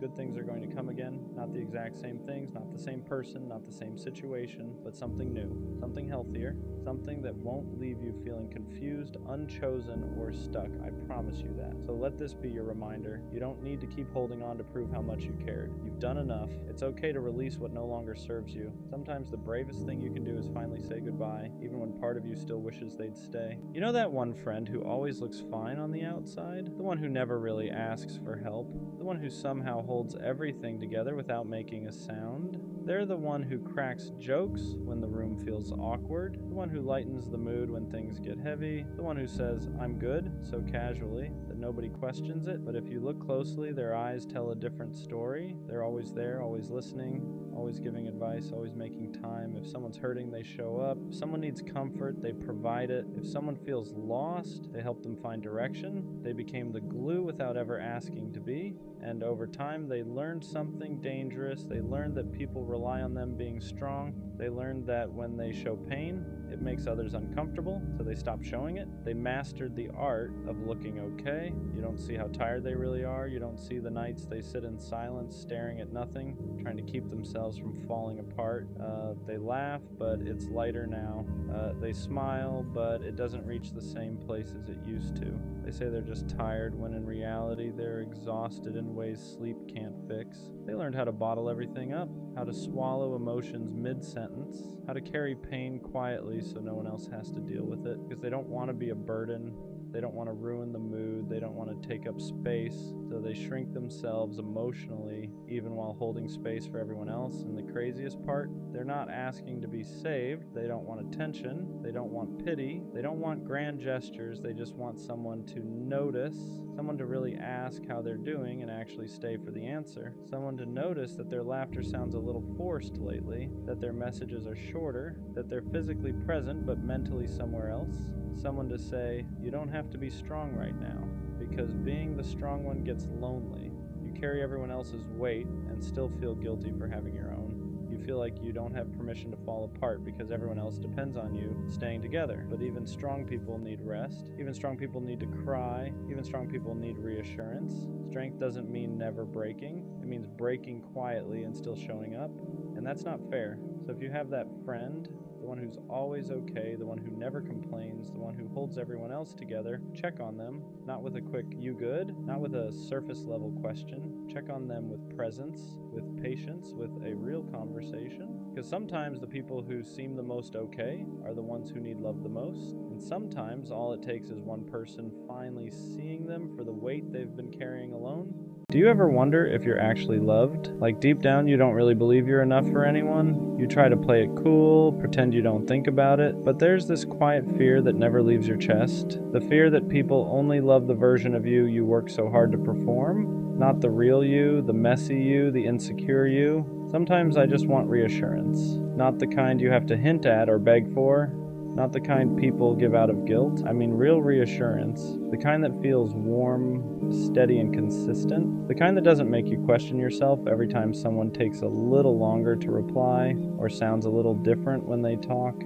I just want someone who sees me and doesn't look away. Someone who doesn't love me only when it's convenient, but even on the days I'm quiet, the days I'm tired, the days I feel unlovable. I imagine being held by someone who means something to me, not because I asked, but because they noticed I needed it. Someone who pulls me closer like they're afraid of losing me too. Someone who looks at me with that soft, gentle love that makes you feel safe in ways you didn't even know you needed. Someone who whispers the words I've needed for years. You're enough. You're not too much. You don't have to earn my love.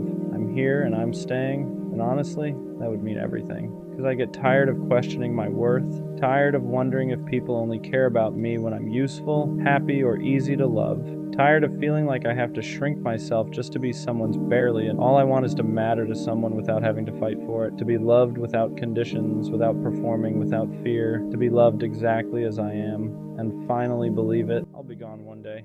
Not in a dramatic way, not as a threat, not as a goodbye, just as a fact. One day I won't be this accessible, I won't be this available, I won't be this version of me. And sometimes I wonder, will people notice? Will they realize what I carried, what I gave, what I stayed through? Or will it only make sense when I'm not around to do it anymore? It's strange feeling invisible while you're still here. You show up, you check in, you stay consistent, you carry conversations, you give effort, you hold things together quietly, but it feels expected, like your presence is normal, like your loyalty is assumed, like your effort is just background noise. And that's when the thought creeps in. If I stopped doing this, if I pulled back, if I disappeared, would anyone feel the shift? Or do people only realize what you meant after you're no longer there to give it? Being the strong one rarely gets applauded. You're the one people vent to, the one who keeps it together, the one who doesn't break down publicly. So they assume you're fine. They assume you don't need reassurance, don't need checking in, don't need to be chosen loudly, because you've trained everyone to see you as stable. But strength can be lonely, carrying everyone else's emotions while quietly managing your own, smiling through things you never fully process. And sometimes you think, if I ever stopped being the strong one, would anyone know how to hold me? Or would they only realize what I was carrying after I put it down? There's a quiet exhaustion that comes with always being dependable. You don't cancel, you don't disappear, you don't make people question where they stand with you. You're solid. And because of that, people get comfortable. They assume you'll always answer, always show up, always understand. But no one asks how much it costs you. No one sees the days you wanted to shut down, the moments you needed someone else to take the lead. Being reliable is a beautiful trait, but when it's constant, it becomes heavy. And sometimes you think, if I ever stop carrying this role, will they notice the weight I was holding all along? What happens when the dependable one finally pulls back? At first, nothing. People assume you're just busy, just tired, just having an off day. But when the consistency shifts, when the long paragraphs turn short, when the constant availability fades, that's when they feel it. The silence hits different when it's coming from the one who never used to go quiet. And suddenly they notice what you used to do, the way you checked in first, the way you kept things from falling apart, the way you made everything feel steady. And it's not about revenge, it's not about proving a point, it's about capacity, because even the strongest ones get tired of being unheld. And when they finally step back, it's not dramatic, it's quiet, but it changes everything. Being gone doesn't always mean physically leaving. Sometimes it means emotionally detaching. Still replying, but not overextending. Still present, but not pouring the same energy. Still there, but no longer carrying what isn't yours. That shift is subtle. You don't announce it, you don't explain it, you just stop overgiving. And the people who were used to your full capacity start to feel the difference, because now you're protecting your energy instead of offering it endlessly. You're choosing peace over being needed, and sometimes that's the real goodbye, not disappearing, just deciding you deserve to be poured into too. Being gone one day might not mean disappearing, it might mean evolving, becoming a version of yourself that not everyone gets access to anymore. The version that over-explains, that overextends, that tolerates bare minimum, gone. The version that accepts crumbs just to keep the peace, gone. Growth changes your availability. You don't respond the same. You don't tolerate the same. You don't give the same unlimited access. And some people will say you changed. They'll say you're distant, different, harder to reach. But what they really mean is you stopped being endlessly accessible. And sometimes being gone is just becoming too self-aware to stay in spaces that don't value you. The right people won't lose you when you grow. They won't complain that you changed. They'll adjust with you, because real connection isn't built on convenience. It's built on understanding. When you stop overgiving, the right ones won't call you distant. They'll ask if you're okay. When you set boundaries, the right ones won't feel attacked. They'll respect them.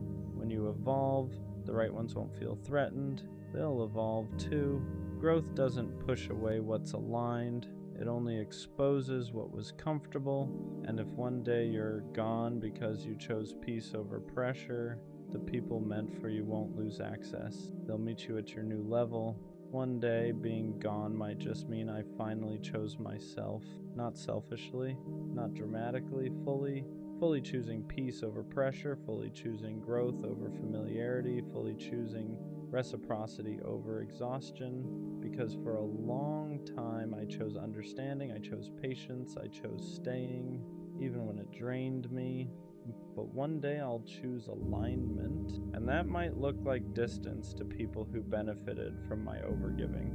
It might look like silence to people who only checked in when I carried things. But to me, it'll feel like relief, because being gone isn't always about leaving others. Sometimes it's about finally not leaving yourself.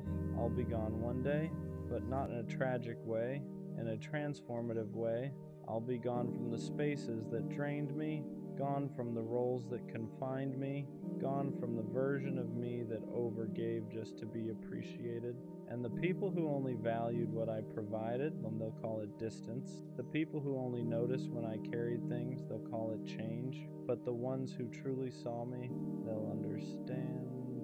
Because being gone isn't disappearing, it's evolution. It's choosing peace over performance, reciprocity over exhaustion, alignment over attachment.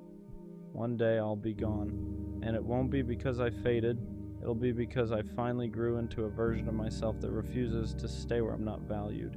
And that's not a loss. That's a rebirth. Being the introvert in the relationship means loving someone who lives louder than you do. They talk easily, they fill rooms, they connect fast, and you listen, you observe. You need quiet to recharge after loving hard. Sometimes it feels like you're standing next to someone who shines effortlessly while you glow quietly. They want to go out, you want to stay in, they gain energy from people, you lose it even when you're happy. And the hardest part is not the difference. It's wondering if your quiet way of loving is enough. Because you don't always say everything, you don't always show excitement loudly, but when you choose someone, you choose them deeply. Being the introvert doesn't mean you love less, it means you love in a way that's calm, steady, and intentional, and sometimes that gets misunderstood. Being with an extrovert means watching them move through the world with ease. They make friends everywhere, they're invited everywhere, people are drawn to them naturally, and sometimes, standing next to that, you wonder where you fit, not because they make you feel small, but because you don't take up space the same way. They thrive in crowds, you count the minutes until you can recharge, they talk things out loud, you process everything internally first, and there are moments where you feel guilty for needing quiet after a long day of loving them. You worry that asking for space sounds like distance, that needing alone time sounds like disinterest, but the truth is, your silence isn't absence. It's how you stay present without burning out. Loving loudly isn't the only way to love deeply, and being quieter doesn't mean you're less committed. It just means your love lives in steadiness, not spotlight. The unspoken fear is that one day you won't be enough, that they'll want more noise, more people, more energy than you can give. You worry they'll mistake your calm for boredom, your need for quiet for distance. You love them deeply but not loudly, and sometimes you wonder if that difference will matter too much. You don't compete for attention, you don't need constant stimulation, you just want connection that feels safe and real. The fear isn't that they'll leave, it's that they'll outgrow you without realizing you were loving them in the only way that feels honest to you. But loving quietly doesn't mean loving less, it means choosing them without the performance. It means staying without needing the room to notice. The right partner won't need you to be louder, they'll need you to be you. Introverts love deeply in ways that aren't always obvious. You remember details, you notice shifts in mood, you feel things before they're said. While they're talking to the room, you're paying attention to them. You're the one who listens after the party ends, the one who creates calm when everything feels loud, the one who offers presence instead of constant stimulation. Your love shows up in consistency, not volume, in choosing the same person again and again, even when it's quiet, even when no one's watching. And often your extroverted partner doesn't realize how much they need that until life gets overwhelming, until they're tired, until the noise fades, until they need someone who knows how to stay still with them. That's when your kind of love becomes the anchor. Not flashy, not loud, just steady. Introverts and extroverts can work beautifully together, but only when both ways of loving are respected. You don't need to become louder to be enough for them, and they don't need to become quieter to be right for you. What matters is understanding, that your need for space isn't rejection, that their need for people isn't avoidance. You recharge differently, but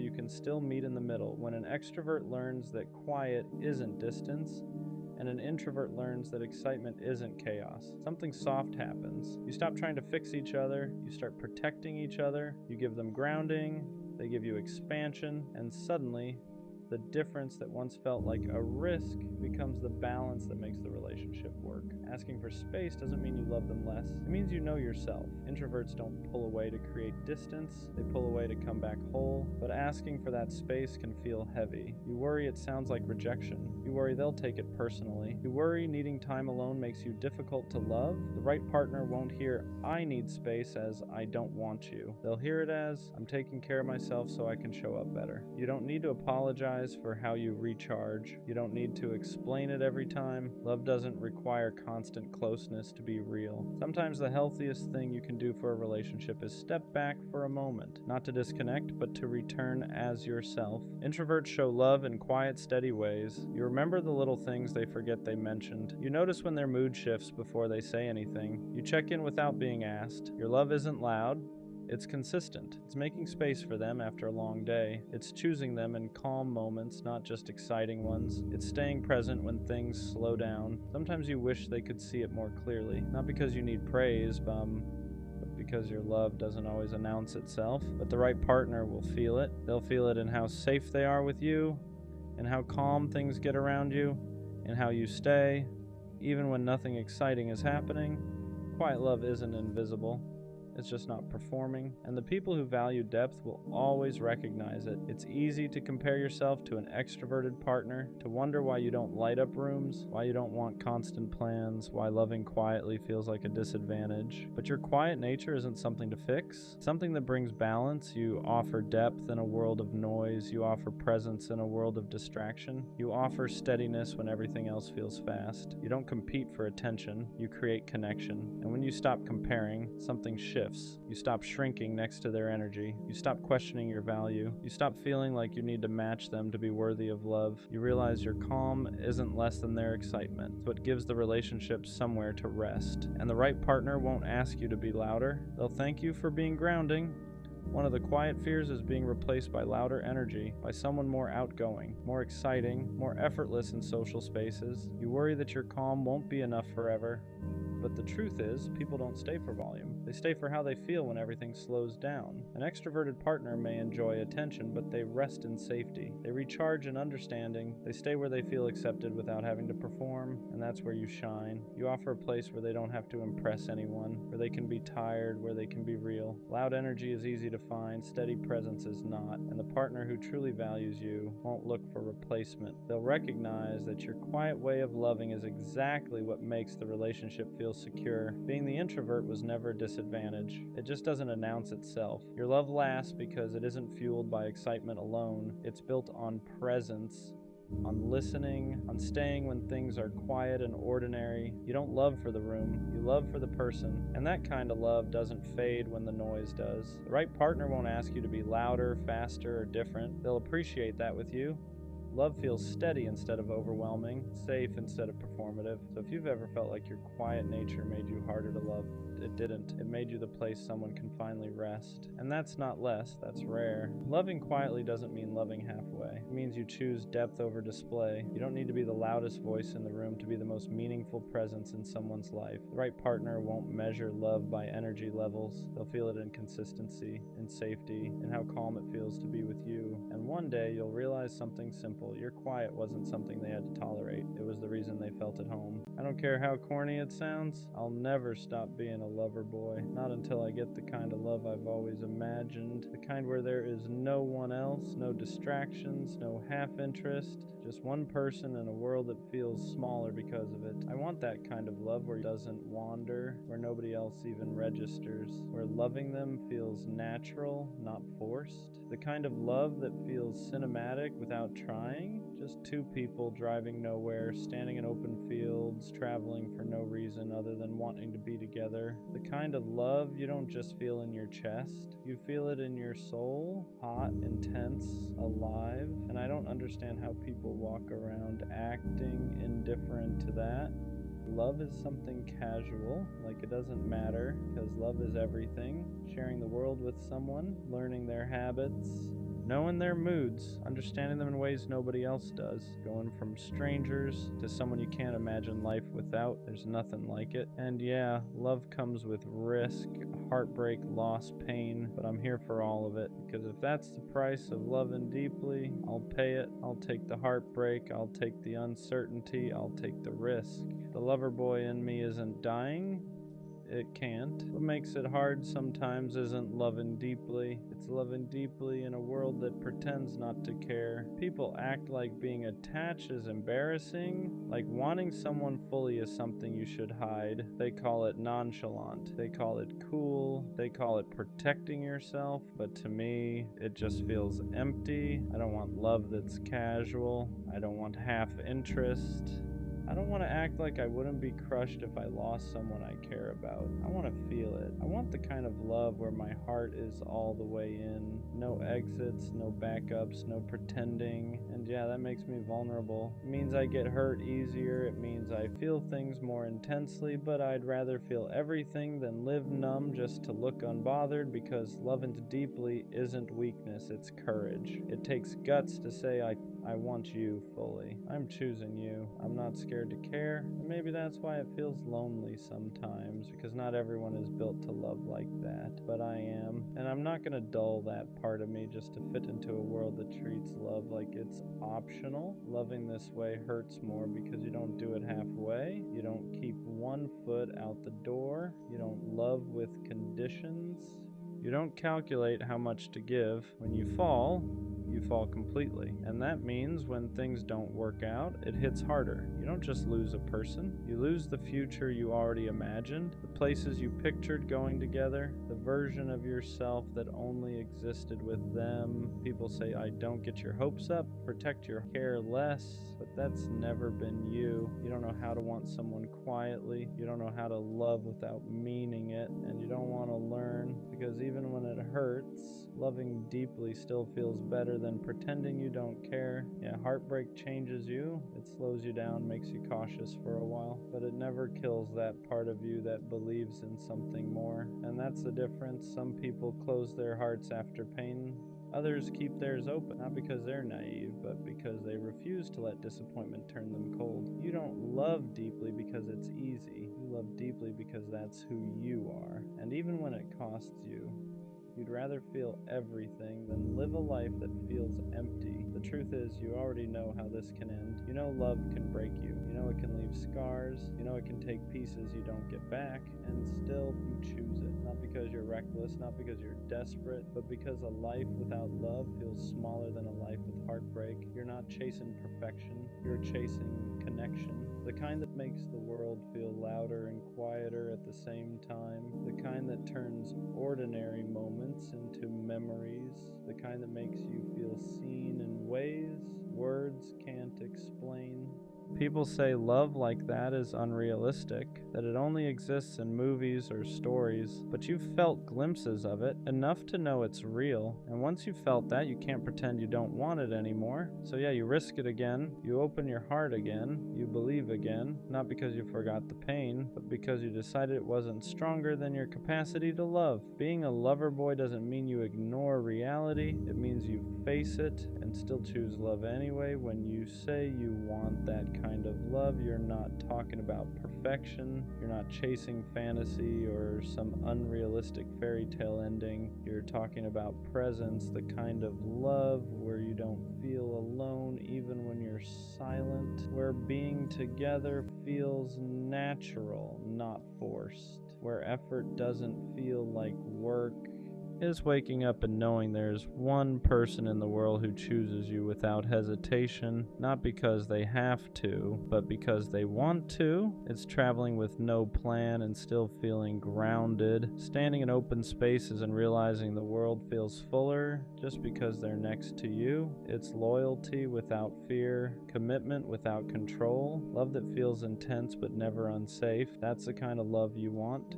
Not obsession, not possession, connection. The kind where you don't question intentions, you don't wonder where you stand, you don't compete with distractions, you're just there, fully, openly chosen, And wanting that doesn't make you unrealistic, it makes you honest. Because once you know how deeply you can love, you stop settling for anything that asks you to dim that fire. Waiting doesn't scare you, settling does.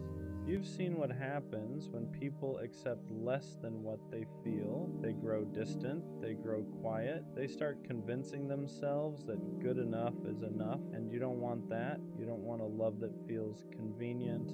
You don't want someone who chooses you only when it's easy. You want someone who stays when it's real, when it's messy, when it requires effort.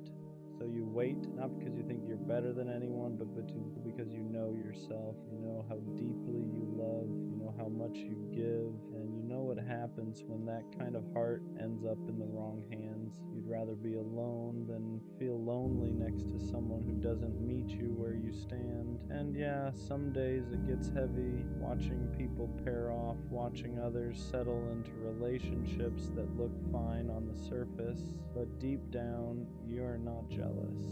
You're patient, because you're not searching for company, you're waiting for alignment, for someone who doesn't flinch at your intensity, who doesn't joke about your softness, who doesn't treat your loyalty like it's replaceable. You're waiting for someone who wants the same kind of love you do, all in, no exits, and until that shows up, you're not lowering your standards, you're protecting your heart. If it ever happens, when someone finally matches your energy, you'll feel the difference immediately. Not fireworks, not chaos, not anxiety disguised as excitement, clarity. You won't question where you stand. You won't wonder if you're asking for too much. You won't feel like you're loving harder than you're being loved. It'll feel mutual in a way you're not used to. They won't flinch at your intensity. They won't joke about you caring too much.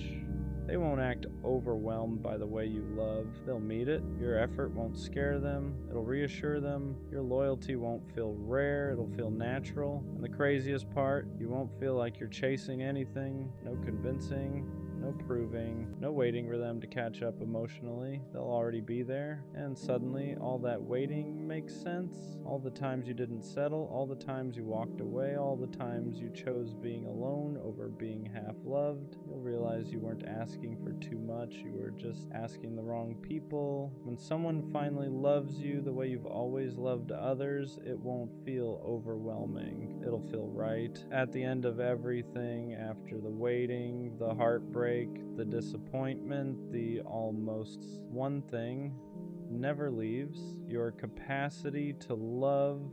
You don't lose it, even when people try to convince you that you should, even when the world rewards detachment, even when acting unbothered looks easier, even when caring deeply costs you more than you expected, because loving fully was never a phase for you. It's part of who you are. You were built to feel things deeply, to choose one person and mean it, to love in a way that's intentional, loyal, and complete. And yeah, that makes you vulnerable, but it also makes you real. The lover boy in you survives every heartbreak, not because you forget the pain, but because you decide it's not stronger than your heart. You don't regret loving, you don't regret believing, you don't regret wanting something rare, because one day someone will meet you in that same place.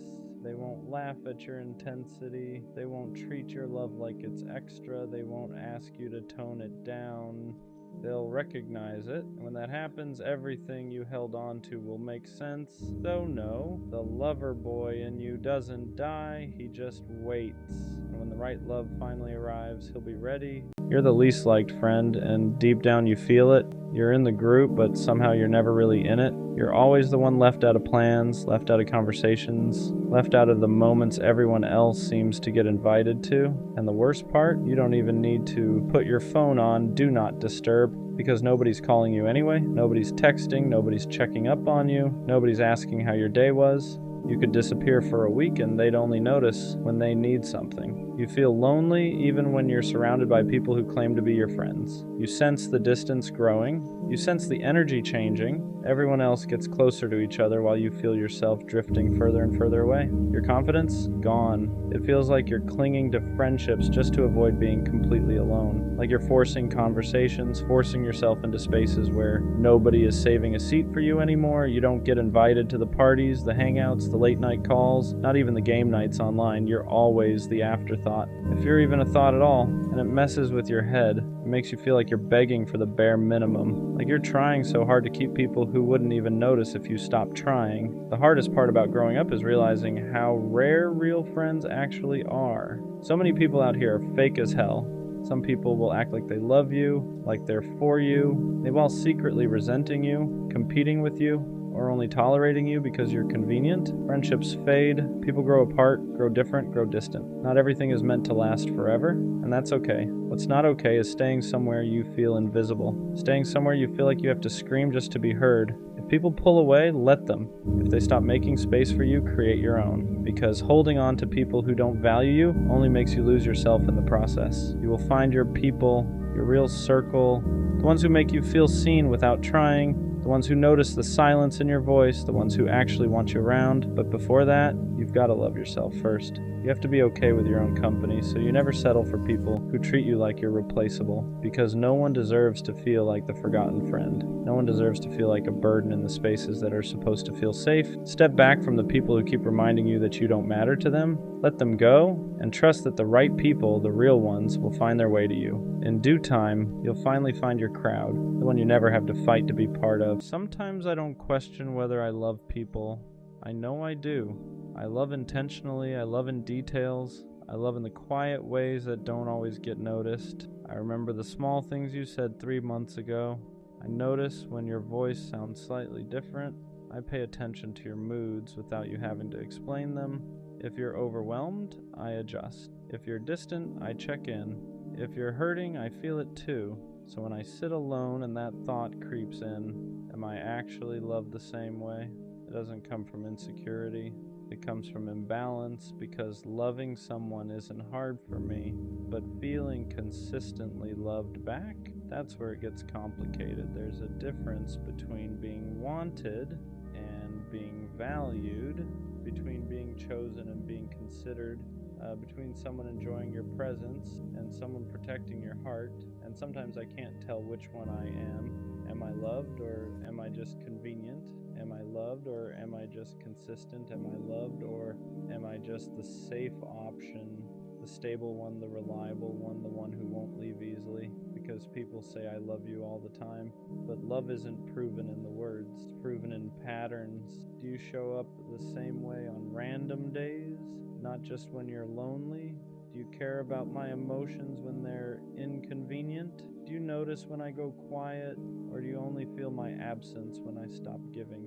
That's the part nobody talks about. You can be in a relationship, you can be talking every day, you can be physically close and still feel emotionally unsure, still feel like you're giving more than you're receiving, still feel like if you stop trying so hard, everything would fall apart. And if that's true, is that love? Or is that maintenance? I don't need constant reassurance. I don't need over-the-top affection. I don't need dramatic gestures. But I need to feel secure. I need to feel like I matter when I'm not performing strength. I need to feel like I'm loved even on the days I'm quiet, tired, distant, not at my best. Because real love doesn't just enjoy you when you're easy. It stays steady when you're human. And I think that's what scares me, the possibility that I'm loved for what I provide, not for who I am, loved for my stability, loved for my patience, loved for my understanding, but not deeply studied, not emotionally prioritized, not carefully handled. And if I'm being honest, I don't want half love. I don't want to be someone's comfort without being their commitment. I don't want to be someone's peace without being their priority. So yeah, sometimes I sit with that quiet question. Am I actually loved, or am I just really good at loving others? The hardest part about questioning love is that it doesn't always come from obvious neglect, doesn't always come from cheating or lying or someone clearly mistreating you. Sometimes it comes from subtle absence, from emotional gaps you can't quite explain. from feeling like you're standing next to someone but not fully with them. Because love isn't just about presence, it's about engagement. It's about whether someone studies you the way you study them. I ask myself things like, if I stopped initiating, how long would it take for them to notice? If I didn't send the good morning text, would they send one first? If I went quiet for a few days, would they check in because they care or because they're bored? And I hate that those thoughts even exist, because when love feels secure, you don't test it in your head, you don't calculate effort, you don't keep mental score, you just exist inside it peacefully. But when love feels uneven, your brain starts tracking patterns. Who apologizes first? Who makes more time? Who adjusts more? And that's when the doubt begins. Not loud doubt, quiet doubt. The kind that sits in your chest at night. The kind that makes you reread conversations. The kind that makes you wonder if you're asking for too much or just asking the wrong person. I don't want dramatic love. I don't want obsession. I don't want someone who can't function without me.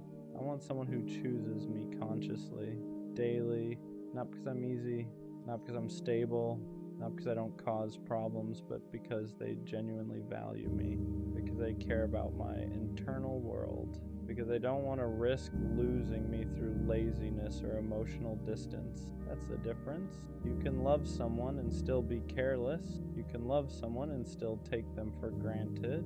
You can love someone and still assume they'll never leave.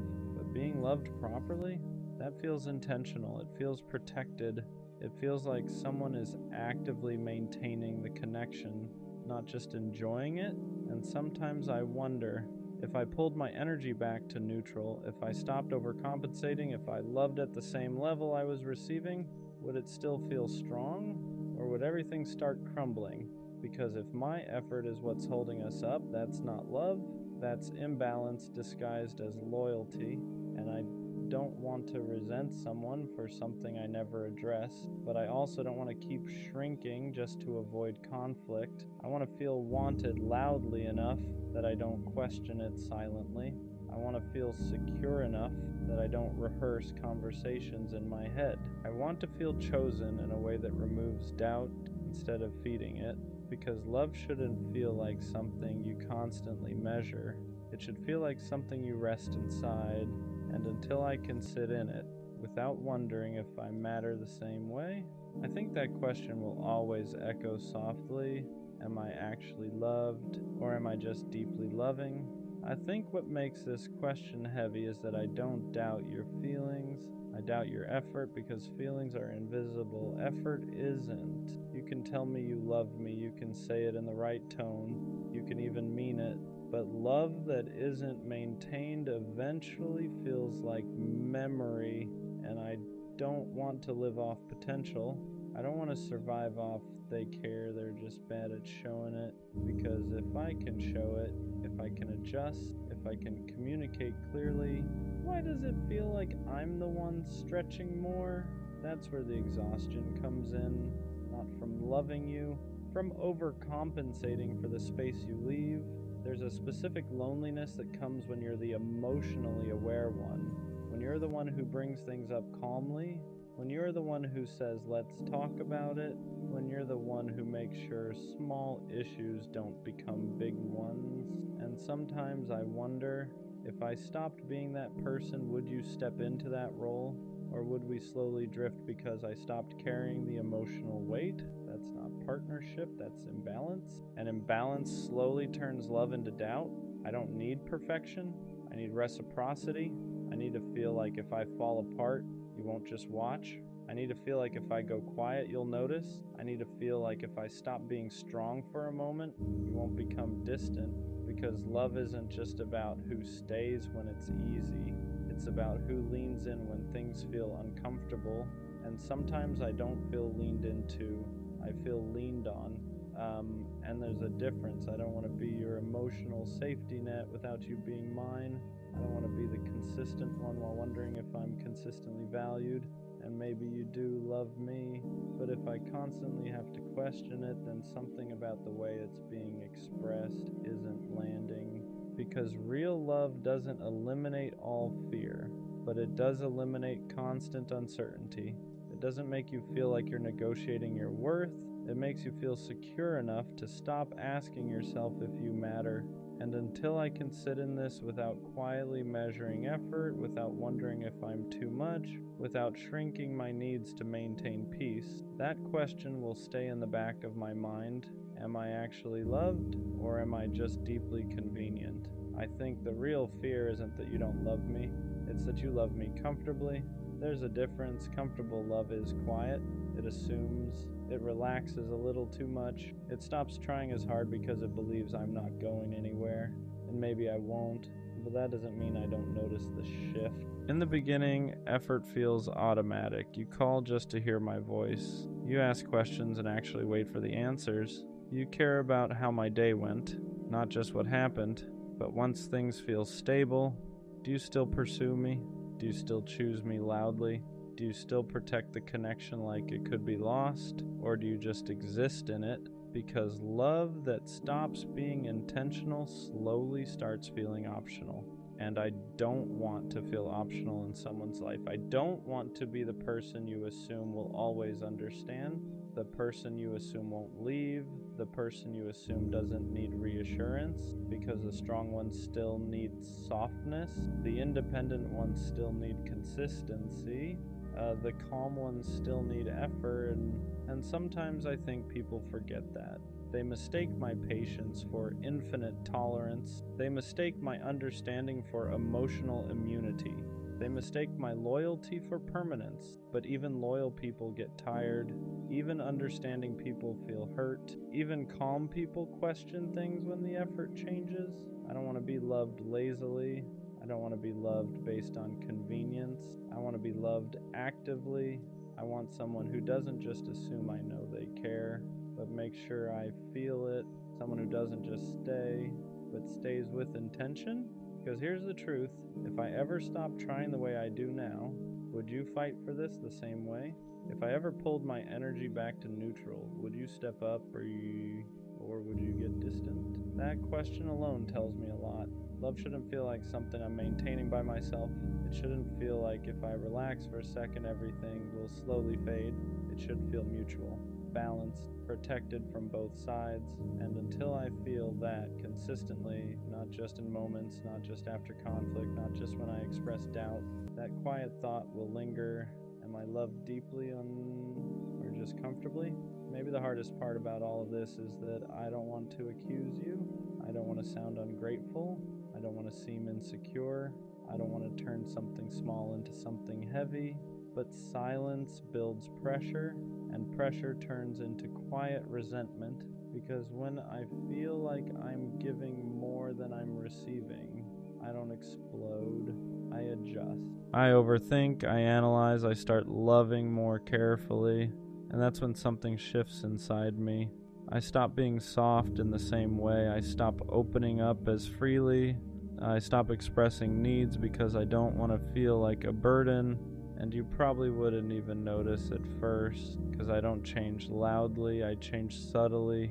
And that's the scary part, because once I start protecting myself emotionally, I don't fully come back the same. I don't want to have to guard my heart with someone who says they love me.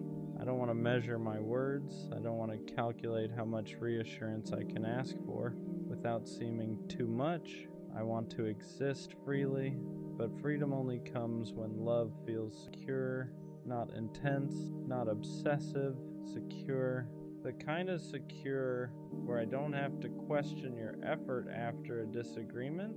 The kind of secure where your consistency doesn't depend on my mood. The kind of secure where I don't feel like I have to earn softness from you. Because love shouldn't feel conditional. It shouldn't spike when I'm easy to love and dip when I need extra understanding. And sometimes I ask myself something deeper. If I disappeared tomorrow, would you miss me because you love me? Or because you lost something that benefited you? Would you miss my heart?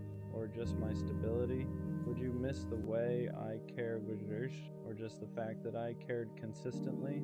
That difference matters more than people realize, because I don't want to be someone's comfort zone if I'm not also their conscious choice. I don't want to be someone's safe option if I'm not also their priority.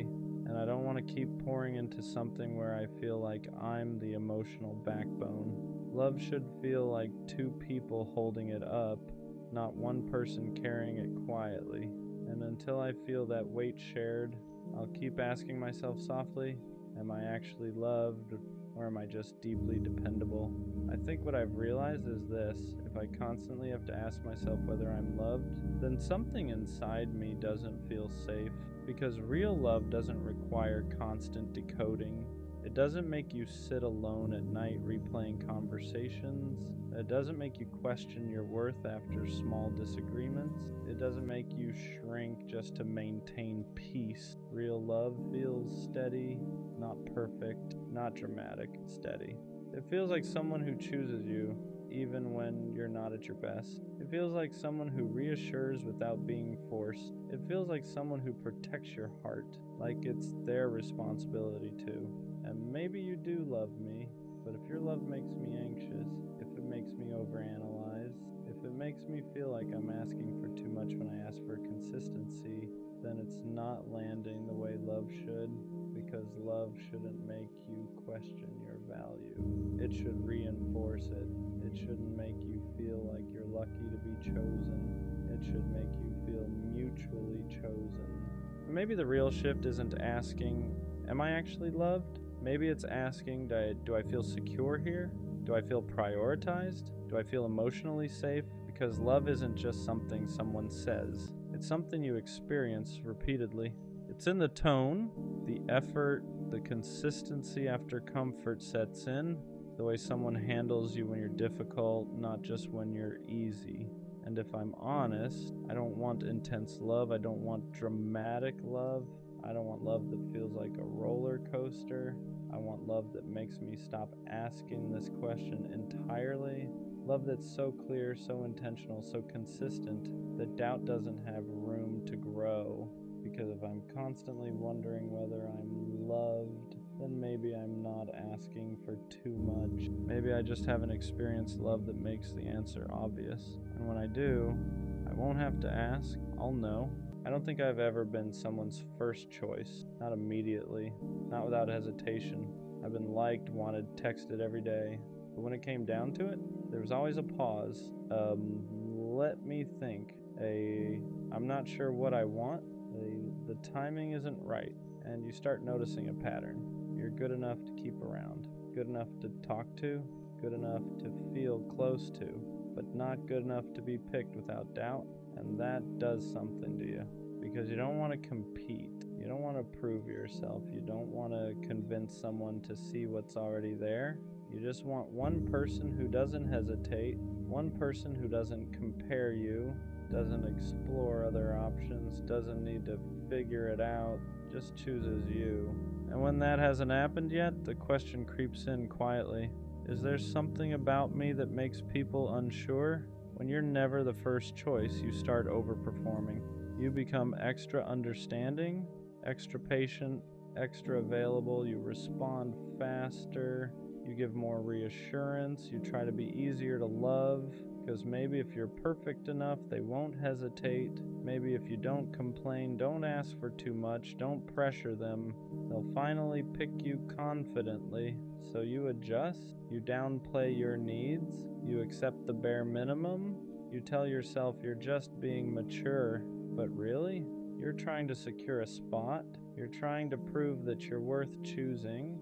And the painful part is this: even when you give your best, even when you're thoughtful, loyal, consistent, they still hesitate. And that's when it hits. It was never about you not doing enough. It was about them not being sure.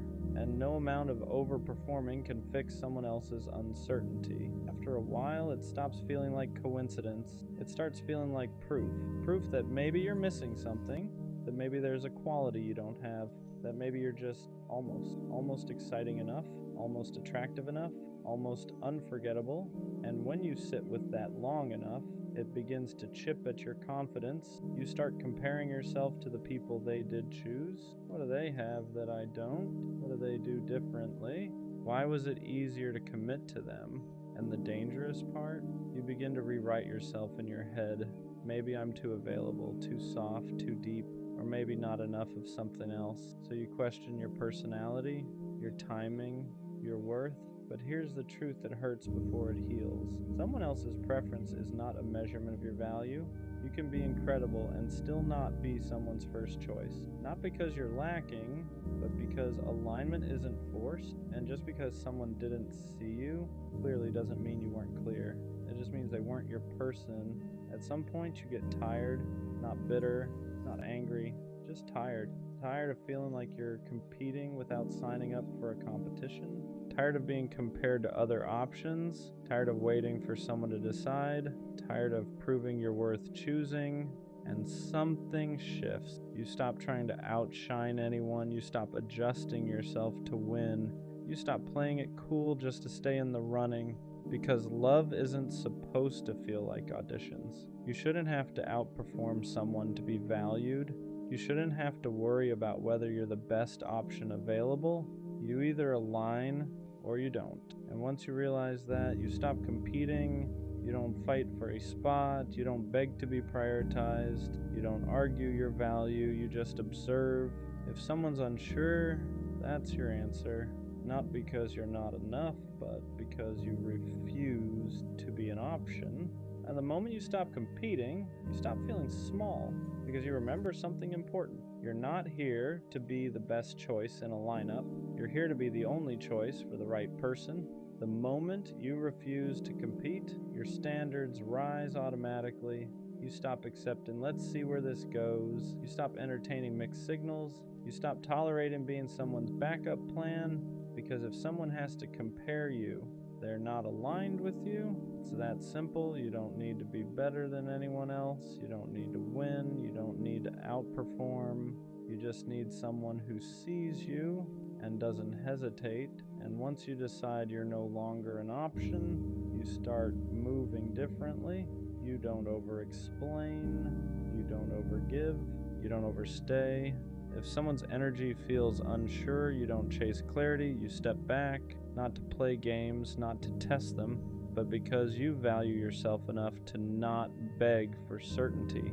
And here's the truth. The right person won't need alternatives. They won't weigh you against other options. They won't keep you around while exploring. They'll know. And when you finally believe you deserve that kind of clarity, you stop asking, why am I never the first choice? Because you realize you were just giving your energy to people who weren't capable of choosing fully. Being someone's second option was never your identity. It was a season, a pattern you tolerated, a dynamic you accepted, a lesson you hadn't learned yet, but it was never who you are.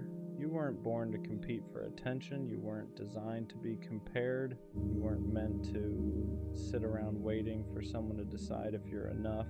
That was just a chapter, and chapters end. What you thought was rejection was actually redirection. Because imagine being fully chosen by someone who had to debate it. Imagine building something with someone who once hesitated. That foundation would always feel shaky. So maybe not being first protected you from being second in someone's heart. Maybe every time someone paused, it was life removing you from something that wasn't certain. You weren't overlooked, you were misaligned. And misalignment isn't failure, it's filtering. You're not destined to be the second option. You were just learning what it feels like, so you'd never accept it again. Everything changes when you stop identifying as the almost. You stop saying, this always happens to me. You stop expecting to be overlooked, stop bracing for hesitation, stop assuming you'll be compared, because when you carry the identity of being second, you unconsciously accept second place behavior. You tolerate inconsistency, you excuse uncertainty, you stay longer than you should, but the moment you decide that's not who you are, your tolerance drops. You don't romanticize mixed signals. You don't wait around for someone to decide. You don't attach yourself to potential. You start moving like someone who expects clarity, and that energy is different. You ask direct questions. You communicate directly. You walk away directly, not because you're cold, because you're done being confused. You're not almost. You're not maybe. You're not will see. You're either fully chosen or you're unavailable. And once you internalize that, the pattern breaks because you no longer accept roles that don't fit you. Being someone's first choice starts with being confident enough to walk away. Because if you're afraid to lose them, you'll accept almost. You'll accept, I'm not ready. You'll accept, I need time. You'll accept being kept around while they figure it out. Not because you're weak, but because you don't want to lose the connection. But here's the shift. The moment you realize you're okay walking away, you stop settling for hesitation. You stop clinging to potential. You stop negotiating your worth. You stop staying where you feel unsure. And that energy changes everything. You don't threaten to leave. You don't play games. You just won't stay where you're not certain. And when someone feels that, they either step up or they step out. Both are clarity, because being someone's first choice isn't about demanding it. It's about being willing to lose anything that doesn't offer it.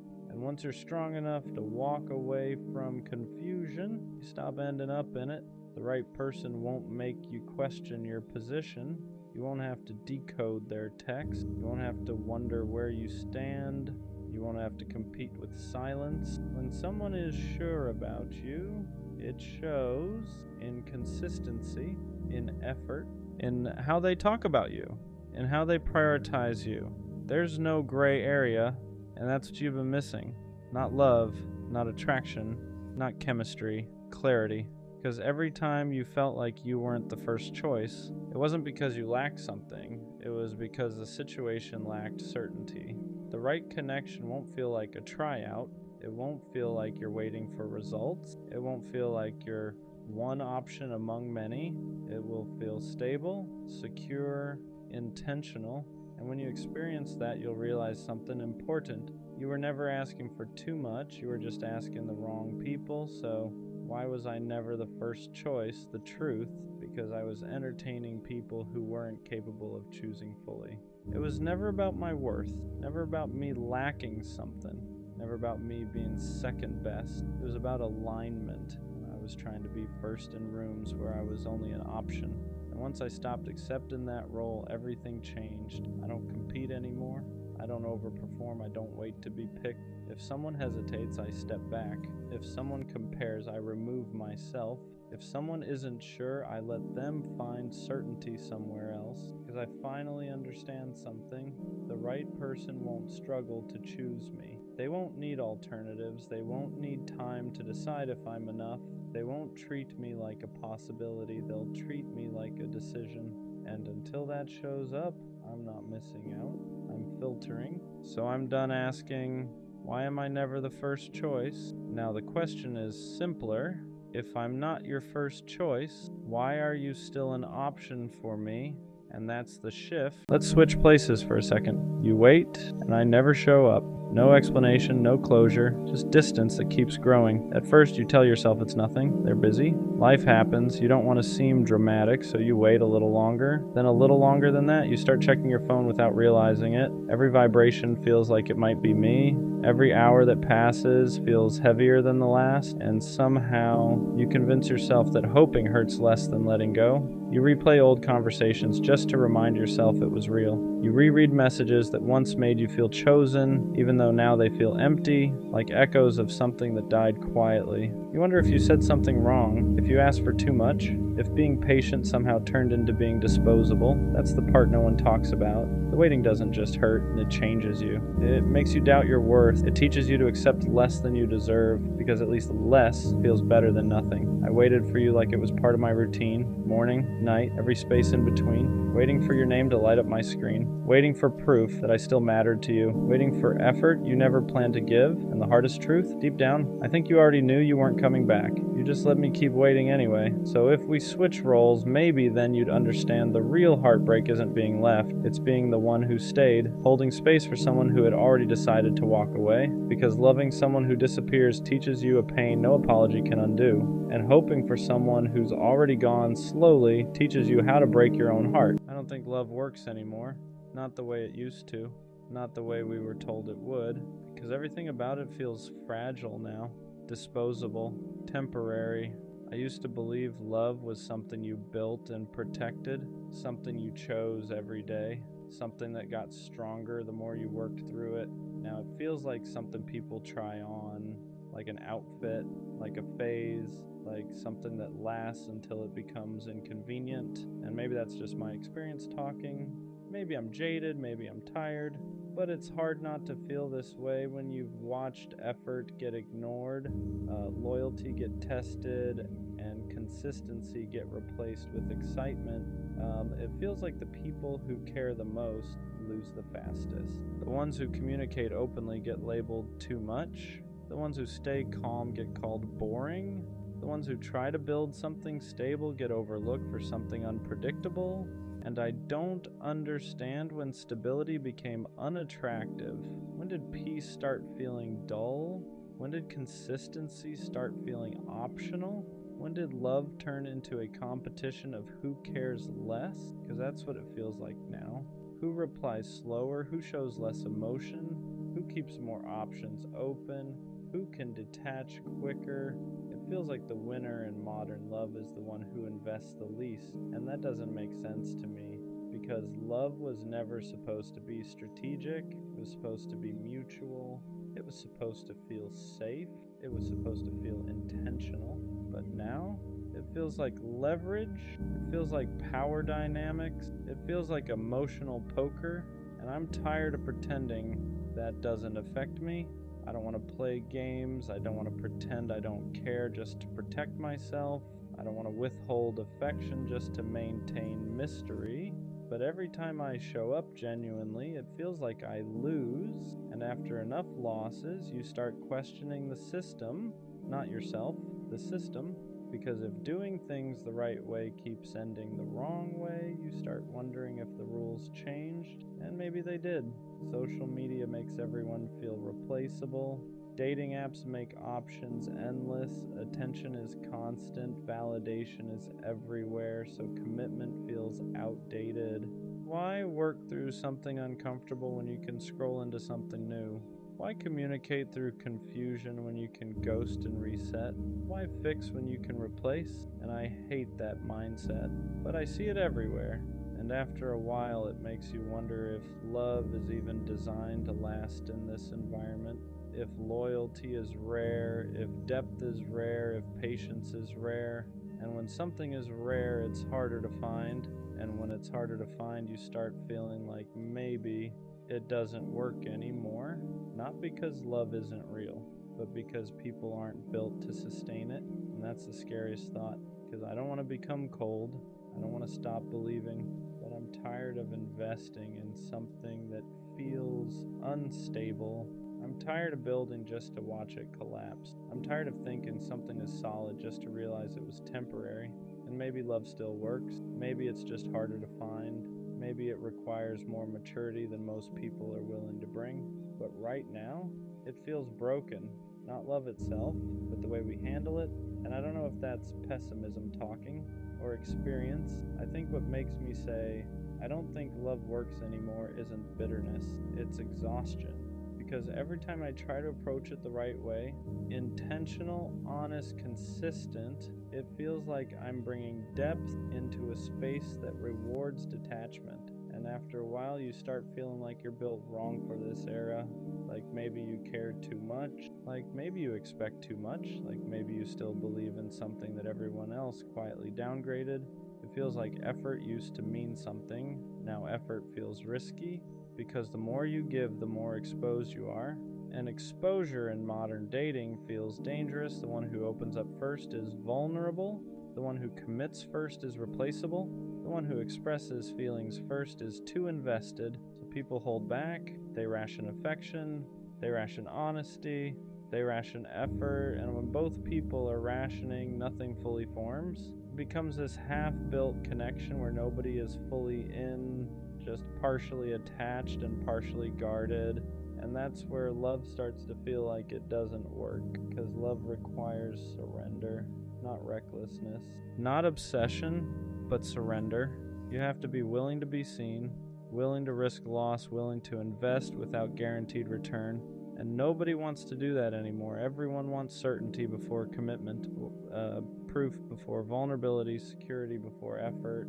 But that's not how love works. Love is built in uncertainty, it's built in risk, it's built in choosing someone without knowing the full outcome. And we live in a time where uncertainty feels intolerable. We want options, we want backup, we want insurance. So instead of building depth with one person, we keep one foot out the door just in case. And you can't build something real with one foot already outside. That's why it feels broken. Not because love itself stopped working, but because we approach it defensively now. And I get it.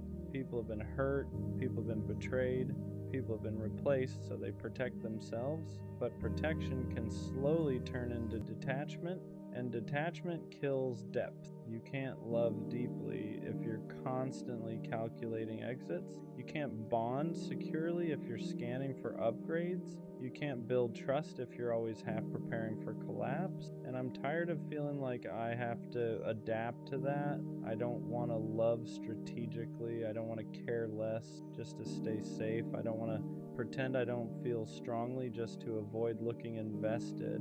But when you keep getting hurt for showing up fully, you start wondering if maybe the world rewards the opposite. And that's where the doubt creeps in. Maybe love doesn't work anymore because too many people are operating from fear instead of intention. Too many people want the feeling of love without the responsibility of it. They want butterflies but not boundaries, excitement but not effort, chemistry but not consistency, and chemistry fades without consistency. Excitement fades without stability. Butterflies disappear when there's no structure holding them, so relationships collapse. And instead of reflecting, people reset, and the cycle continues. And when you've seen that cycle enough times, it's hard not to feel like something fundamental shifted. Like the culture around love changed. Like commitment feels heavier now. Like loyalty feels optional. Like patience feels outdated. And maybe I'm wrong. Maybe there are still people who believe in depth. Maybe there are still people who value stability. Maybe there are still people who don't treat connection like it's disposable. But when your personal experiences keep showing the opposite, it's hard to stay optimistic. It's hard to believe love worked when everything around it feels temporary. And I don't want to lose faith, but I also don't want to keep pretending it's easy, because it's not anymore. And maybe love still works, but maybe it only works when two people are equally ready to stop playing defense, and that combination feels rare, not impossible, just rare. And rare takes patience, and patience feels hard when you've already invested so much of it before. So yeah, right now it feels broken. But maybe what's broken isn't love. Maybe it's how we've learned to approach it, and that might be fixable, but only if both people are willing to actually build instead of constantly preparing to leave. Maybe the real reason I don't think love works anymore is because it feels like timing is always off. You meet someone who seems aligned, you connect, you talk for hours, you feel understood, and then something small shifts. Not dramatic, not explosive, just subtle. They pull back slightly, energy changes, consistency drops, and instead of addressing it directly, things fade. That's what modern love feels like. Not endings, fading, no real closure, no real confrontation, just gradual detachment, and it leaves you questioning everything. Did I imagine the connection? Did I misread the depth? Did they ever feel it the way I did? Because when something ends without clarity, your mind fills in the blanks, and most of the time the blanks aren't kind. You start blaming yourself. Maybe I was too much, maybe I wasn't enough, maybe I moved too fast, maybe I didn't move fast enough, and that mental spiral gets exhausting. Love starts feeling like a puzzle with missing pieces. Like no matter how carefully you approach it, something unpredictable shifts. And maybe that unpredictability is what makes it feel broken, because love requires stability to grow. You can't build something meaningful on inconsistent ground. You can't plant something deep in unstable soil. And right now, everything feels unstable. People are distracted.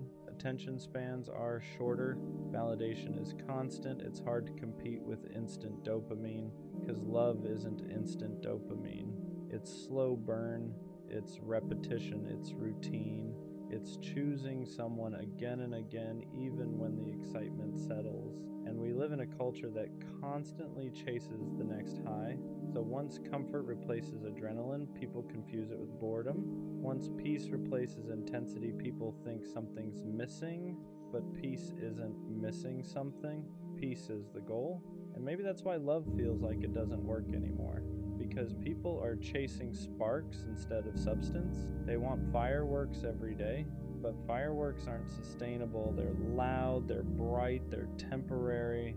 Real love isn't fireworks, it's foundation, and foundations aren't flashy. They're steady, and steady doesn't trend well. Steady doesn't go viral, steady doesn't give you constant emotional spikes, but steady is what lasts. And maybe we forgot that. Maybe we've confused intensity with compatibility. Maybe we've confused excitement with alignment. Maybe we've confused attention with affection. And when those illusions fade, people assume love failed, but maybe love didn't fail, maybe expectations did. Still, it's hard not to feel tired. Because every time you start believing in something new, you're also bracing for impact. You don't enter connections open anymore. You enter them cautiously, guarded, prepared, and that guarded energy changes everything. Because love thrives in openness, and guarded hearts can't fully attach. So it becomes this cycle. People get hurt, they protect themselves, they enter something new with walls up. The connection never fully forms, it collapses. They say, see, love doesn't work. But maybe the walls are the problem. Maybe we're all trying to avoid pain so aggressively that we're also avoiding depth. And I don't know how to fix that, because I understand why people guard themselves. I do it too. After enough disappointment, you start building armor. But armor blocks connection just as much as it blocks harm. And that's the dilemma. How do you stay open in a world that keeps showing you how easy it is to be replaced? How do you trust when you've seen how quickly people move on? How do you believe in permanence when everything feels temporary? Those questions don't have easy answers. And that's why sometimes it feels easier to just say, love doesn't work anymore. Because admitting it feels broken, feels safer than admitting you're still hoping it does. And maybe that's the truth. Maybe I don't actually think love is broken. Maybe I'm just scared that I won't find someone who approaches it the way I do. Someone who values depth over dopamine, stability over sparks, consistency over chaos. Because if that kind of person still exists, then maybe love still works. It's just rare. And rare feels invisible when you've only experienced the opposite. So maybe love isn't broken. Maybe the way we approach it is, and maybe the real challenge isn't finding love. It's finding someone who isn't playing defense the whole time, because love can't work if both people are preparing for it to fail. It only works when both decide to build, not brace, and that's what I'm still trying to believe. I think what really makes me say love doesn't work anymore is how disposable everything feels. Nothing feels permanent. Not feelings, not promises, not even history. You can spend months building something with someone. Routines, memories, habits, inside jokes, and then one day it's like it never happened. They move on, they reset, they rebrand their life without you in it, and you're left sitting there wondering how something that felt so real could be treated so lightly. It makes you question whether permanence even exists anymore. Because love used to mean endurance. It used to mean working through discomfort. It used to mean fighting for connection when things got complicated. Now it feels like the moment things feel heavy, people exit. The moment conflict shows up, people reconsider. The moment effort is required consistently, people get tired, and I'm not saying everyone is like that. But it's common enough that it starts to feel normal, and when something unhealthy becomes normalized, you start adjusting your expectations, you start lowering standards without even realizing it. You start telling yourself, maybe this is just how it is now, maybe I'm expecting too much, maybe stability is unrealistic.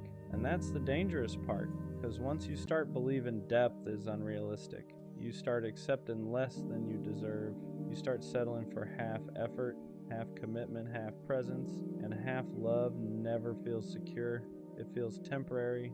It feels like you're constantly on probation. Like you have to maintain value instead of simply being valued, and that's exhausting. Love shouldn't feel like an audition. It shouldn't feel like you're being evaluated weekly. It shouldn't feel like you're one mistake away from being replaced, but that's what modern dating culture does. It keeps everyone slightly disposable because there's always another option, and options change the psychology of commitment. Now, when people feel like there's endless supply, they don't invest deeply. They sample, they test, they compare, they upgrade, and depth requires focus. You can't build something meaningful if you're constantly scanning the horizon. And I'm tired of feeling like depth is rare, like loyalty is rare, like emotional maturity is rare. Because if those things are rare, then sustainable love becomes rare too. And when something becomes rare, it starts feeling mythical, like a concept instead of a reality. And I don't want love to feel mythical. I want it to feel grounded, attainable, real. But it's hard to believe in that when everything around you looks temporary. It's hard to stay optimistic when you've watched people replace long-term connections in weeks, when you've seen loyalty get overlooked for excitement, when you've seen communication get labeled as too intense. It makes you question if the qualities you value are even appreciated anymore. And I refuse to become colder just to survive in this environment, but sometimes I understand why people do. Because caring fully feels risky, showing up fully feels vulnerable, and vulnerability feels unsafe when you've seen how quickly people pivot. So instead of opening fully, people guard. Instead of committing deeply, people hesitate. Instead of building, people browse. And browsing never creates attachment, it creates distraction. So maybe love doesn't feel like it works anymore, because too many people are browsing instead of building. Too many people are entertaining instead of committing. Too many people are protecting themselves instead of participating fully. And when both people are slightly guarded, slightly detached, slightly prepared to leave, the connection never roots deeply, it stays surface level. And surface level love doesn't survive pressure. It collapses the moment something real tests it, and that collapse reinforces the belief, see, love doesn't work. But maybe love isn't failing, maybe it's just not being handled properly. Maybe it requires two people who are equally tired of games, equally tired of ego, equally ready to stop scanning and start building. And that combination is rare, not impossible, just rare. And when something is rare, it takes time to find. But when you've already waited, already invested, already tried, it's hard not to feel discouraged. It's hard not to say, maybe this just doesn't work anymore. Because hope feels heavy when you've carried it through disappointment repeatedly. Still, there's a small part of me that refuses to fully give up, not because I haven't been hurt, but because I know what depth feels like, and I know I'm capable of giving it. So maybe love doesn't feel broken, maybe it just feels misaligned. Maybe I haven't met someone operating at the same level yet, and maybe love only doesn't work when one person is building and the other is browsing. And next time I won't settle for someone who's just browsing, because I'm done treating love like something experimental. I want something intentional, and if that's rare, then I'll wait, but I won't pretend that what's common right now feels functional, because it doesn't, and that's why sometimes it feels broken. Another reason I feel like love doesn't work anymore is because nobody seems patient enough for it. Real love is repetitive. It's waking up and choosing the same person on regular days, not just exciting ones. It's having conversations that aren't aesthetic. It's working through misunderstandings. It's sitting in awkward silence sometimes. It's resolving conflict instead of avoiding it. And patience feels rare now. The moment something feels complicated, people start questioning compatibility instead of questioning their communication. The moment effort feels required, people start asking if there's someone easier. The moment discomfort shows up, people confuse it with wrong person. But discomfort isn't always misalignment. Sometimes it's growth. Sometimes it's two different perspectives trying to learn each other. And learning takes time, but time feels expensive in a world where attention is cheap. It's easier to restart with someone new than it is to repair with someone familiar. It's easier to chase a fresh high than maintain steady connection. It's easier to scroll than sit, and when everything around you reinforces immediacy, patience feels outdated. But love has never been immediate. It starts fast sometimes, and sure, but it sustains slowly, and sustainability isn't exciting. It's disciplined, it's structured, it's built. And I think a lot of people want the feeling of falling in love, but not the responsibility of staying in love. Falling is automatic. Staying is intentional. Falling feels magical. Staying feels deliberate, and deliberate takes effort, and effort feels optional now. That's what makes it feel broken. Because if two people aren't equally patient, equally committed to working through friction, the relationship never stabilizes. It stays fragile, and fragile things shatter easily. Then everyone says, see, it didn't work, but maybe it didn't work because it was never given time to become strong. You can't plant something and expect it to grow overnight, but people expect emotional security immediately. They expect certainty quickly. They expect perfection early. And when reality shows flaws, they exit instead of adjusting. And after experiencing that enough times, you start questioning whether anyone actually stays long enough to build something durable. It's exhausting to be the only one willing to sit in discomfort and talk it through. It's exhausting to be the only one committed to fixing instead of fleeing. It's exhausting to feel like you're building while the other person is evaluating, and evaluation kills intimacy. Because if someone is constantly assessing whether you're worth it, they're never fully in. They're half invested, half prepared to leave.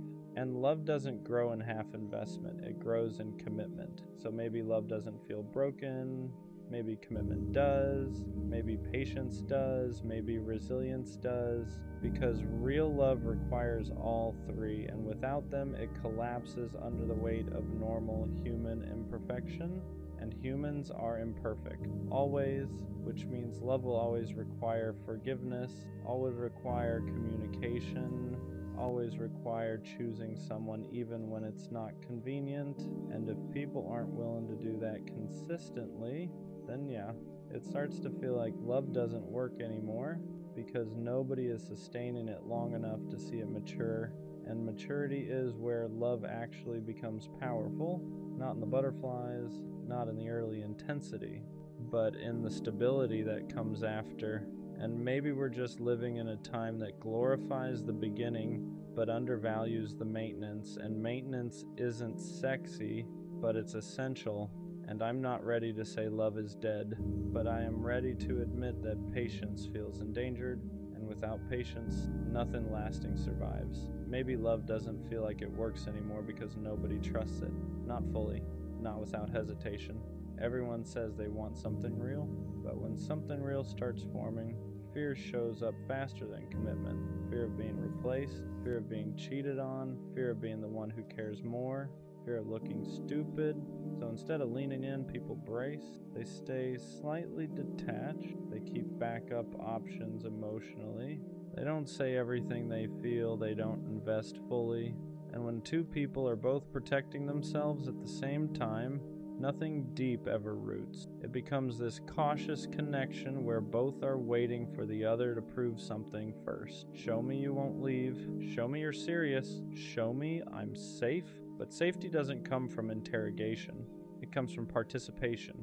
And participation requires risk. That's the part that feels lost now. Nobody wants to risk looking foolish for love, but love has always required that. You have to be willing to look foolish, to say I care first, to show up consistently even when you don't know the outcome, to invest without a guarantee, and guarantees don't exist. So instead of risking vulnerability, people risk nothing. They test, they observe, they calculate, they delay emotional investment until it feels secure. But emotional security doesn't grow from calculation. It grows from consistency, and consistency requires trust, and trust requires vulnerability. It's a cycle, and when one part is missing, the whole structure collapses. So maybe love feels broken because too many people are trying to feel safe before they've actually built anything safe. They want certainty before commitment, but certainty is something you earn together, not something you demand up front. And I get it. Nobody wants to be hurt again. Nobody wants to feel like the fool who cared more.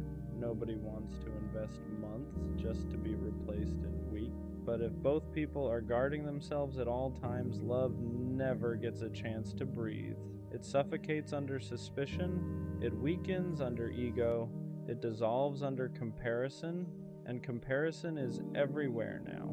We compare partners to people online, we compare relationships to curated timelines, we compare our connection to someone else's highlight reel, and comparison erodes gratitude.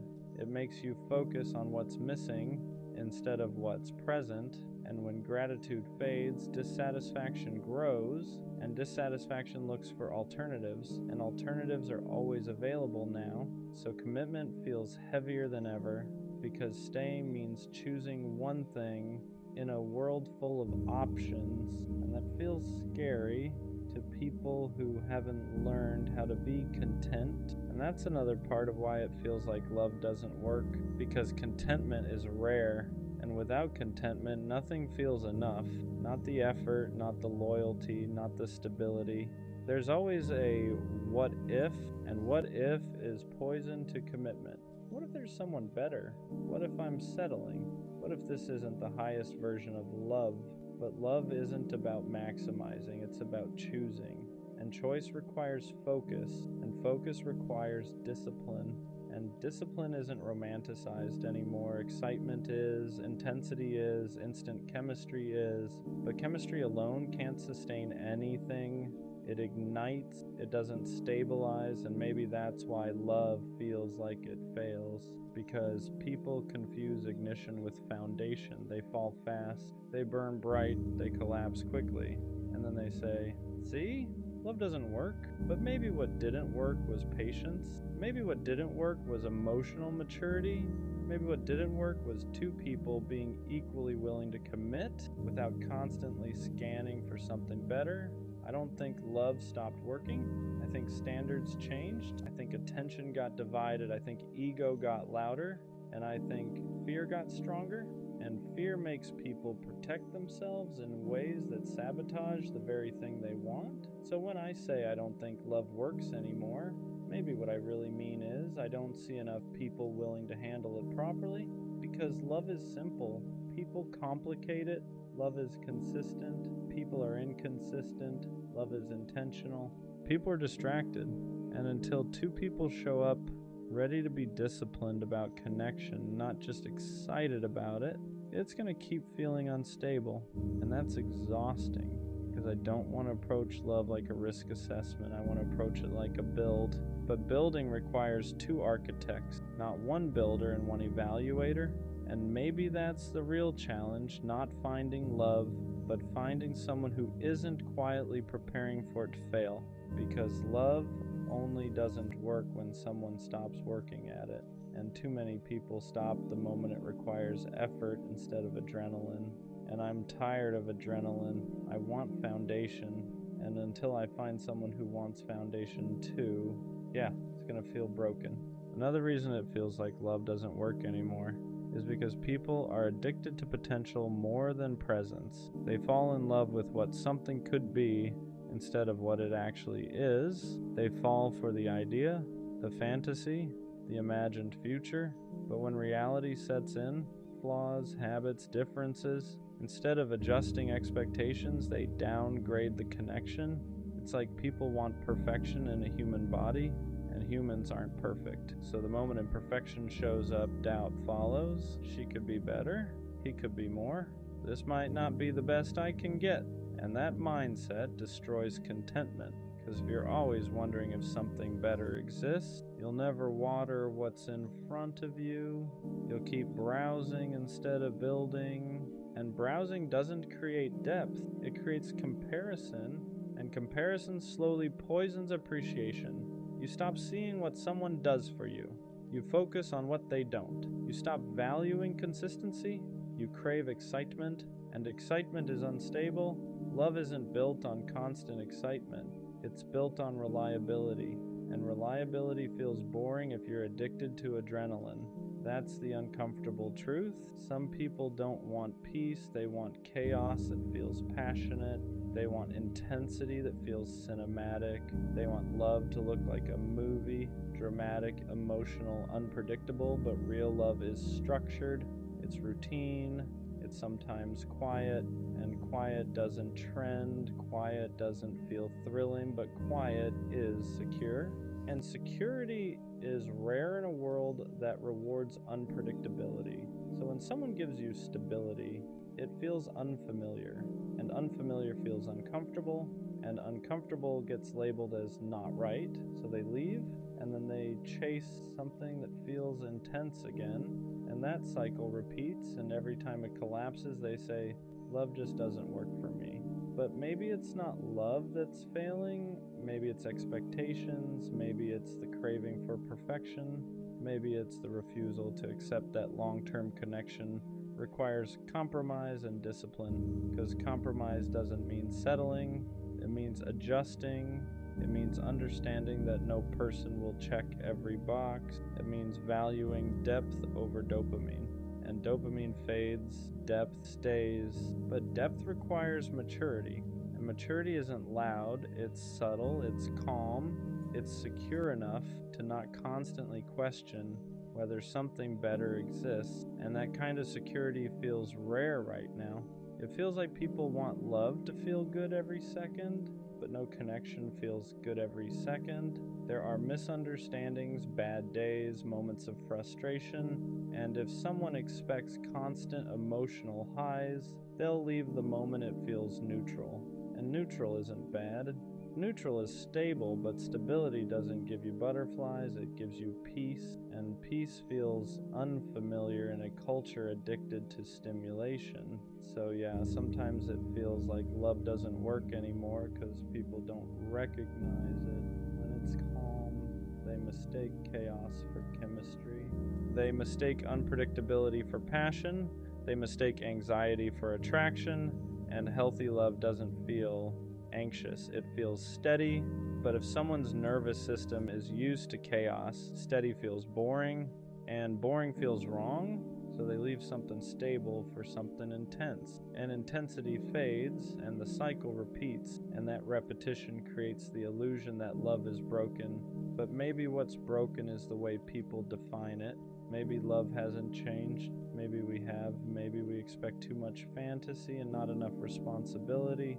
Maybe we want effortless depth, but depth is never effortless. It's built, maintained, protected, and protection requires discipline, and discipline isn't romanticized anymore. But without it, nothing lasts. Well, maybe love still works, but only for people who understand that it's not supposed to feel like fireworks forever. It's supposed to feel like foundation, and foundation doesn't crumble at the first sign of imperfection. It strengthens when both people decide to reinforce it. And that's the part that feels rare, not love, but two people equally ready to treat it like something sacred instead of something optional. And until that alignment happens, yeah, it's gonna keep feeling broken. And sometimes I wonder if the reason love feels broken is because people are more afraid of vulnerability than they are of loneliness. Loneliness is uncomfortable, but vulnerability feels dangerous. Loneliness just feels empty. Vulnerability feels exposing. And exposing yourself in a world where people can replace you in days feels reckless. So instead of risking being fully seen, people present edited versions of themselves, curated personalities, controlled emotions, measured effort. And when two curated versions try to connect, the connection stays surface level, because depth only forms when masks come off. And masks are safer. Masks protect ego. Masks protect pride, masks protect image, but masks also block intimacy, and intimacy is what makes love feel alive. Without intimacy, you're just sharing space, and shared space isn't the same as shared depth. Maybe love feels broken because nobody wants to be the first one to remove the armor. Nobody wants to be the one who says, I care, without knowing if it'll be reciprocated. Nobody wants to look foolish, but love has always required risk, and if risk tolerance is low, depth tolerance is low too, and low depth means fragile connection, and fragile connection collapses under normal human imperfection. Then everyone says, see, it didn't work, but maybe it never had the chance to, because it was protected too heavily. You can't build something strong if both people are guarding themselves more than they're investing. And that guarding energy feels everywhere now. It feels like people are in relationships half committed, half prepared to exit, always scanning, always evaluating, always calculating, and calculation kills spontaneity. It kills surrender. It kills the soft parts of love, because soft parts require trust, and trust requires time, and time requires patience, and patience feels scarce. So people rush into feelings but hesitate into commitment. They want intensity without obligation, connection without responsibility, attention without accountability, and that imbalance makes everything unstable, because love isn't just emotion. It's discipline, it's consistency when things feel normal, it's showing up when excitement fades, and showing up isn't glamorous, but it's powerful, and maybe we forgot that. Maybe we've glamorized beginnings and neglected maintenance. Maybe we've romanticized sparks and ignored structure, and when structure isn't present, collapse feels inevitable, so love starts to feel broken, not because it doesn't exist, but because it isn't being handled with care, and care requires emotional maturity, and emotional maturity isn't common, it's developed, and development requires self-awareness, and self-awareness requires reflection. And reflection requires sitting with discomfort, and a lot of people avoid discomfort at all costs. So instead of reflecting, they replace. Instead of adjusting, they exit. Instead of building, they restart. And restarting feels easier than repairing. But restarting resets the lesson too, and the cycle continues. And after watching enough cycles, it's hard not to feel like love is just temporary. Like everything eventually fades, like no one really stays. But maybe the problem isn't love. Maybe it's our attention spans. Maybe it's our tolerance for imperfection. Maybe it's our fear of being fully seen. And maybe love only works when two people are brave enough to risk looking foolish for it, brave enough to commit without constant comparison, brave enough to stay when it's not cinematic, brave enough to build when it's not exciting. And that kind of bravery feels rare, but rare doesn't mean non-existent, it just means selective. And maybe the reason love feels broken to me is because I've seen too much avoidance and not enough bravery. But that doesn't mean bravery doesn't exist, it just means I haven't experienced it consistently yet. And that's frustrating, but frustration doesn't equal impossibility. It just means the standard is high, and high standards take time to align with.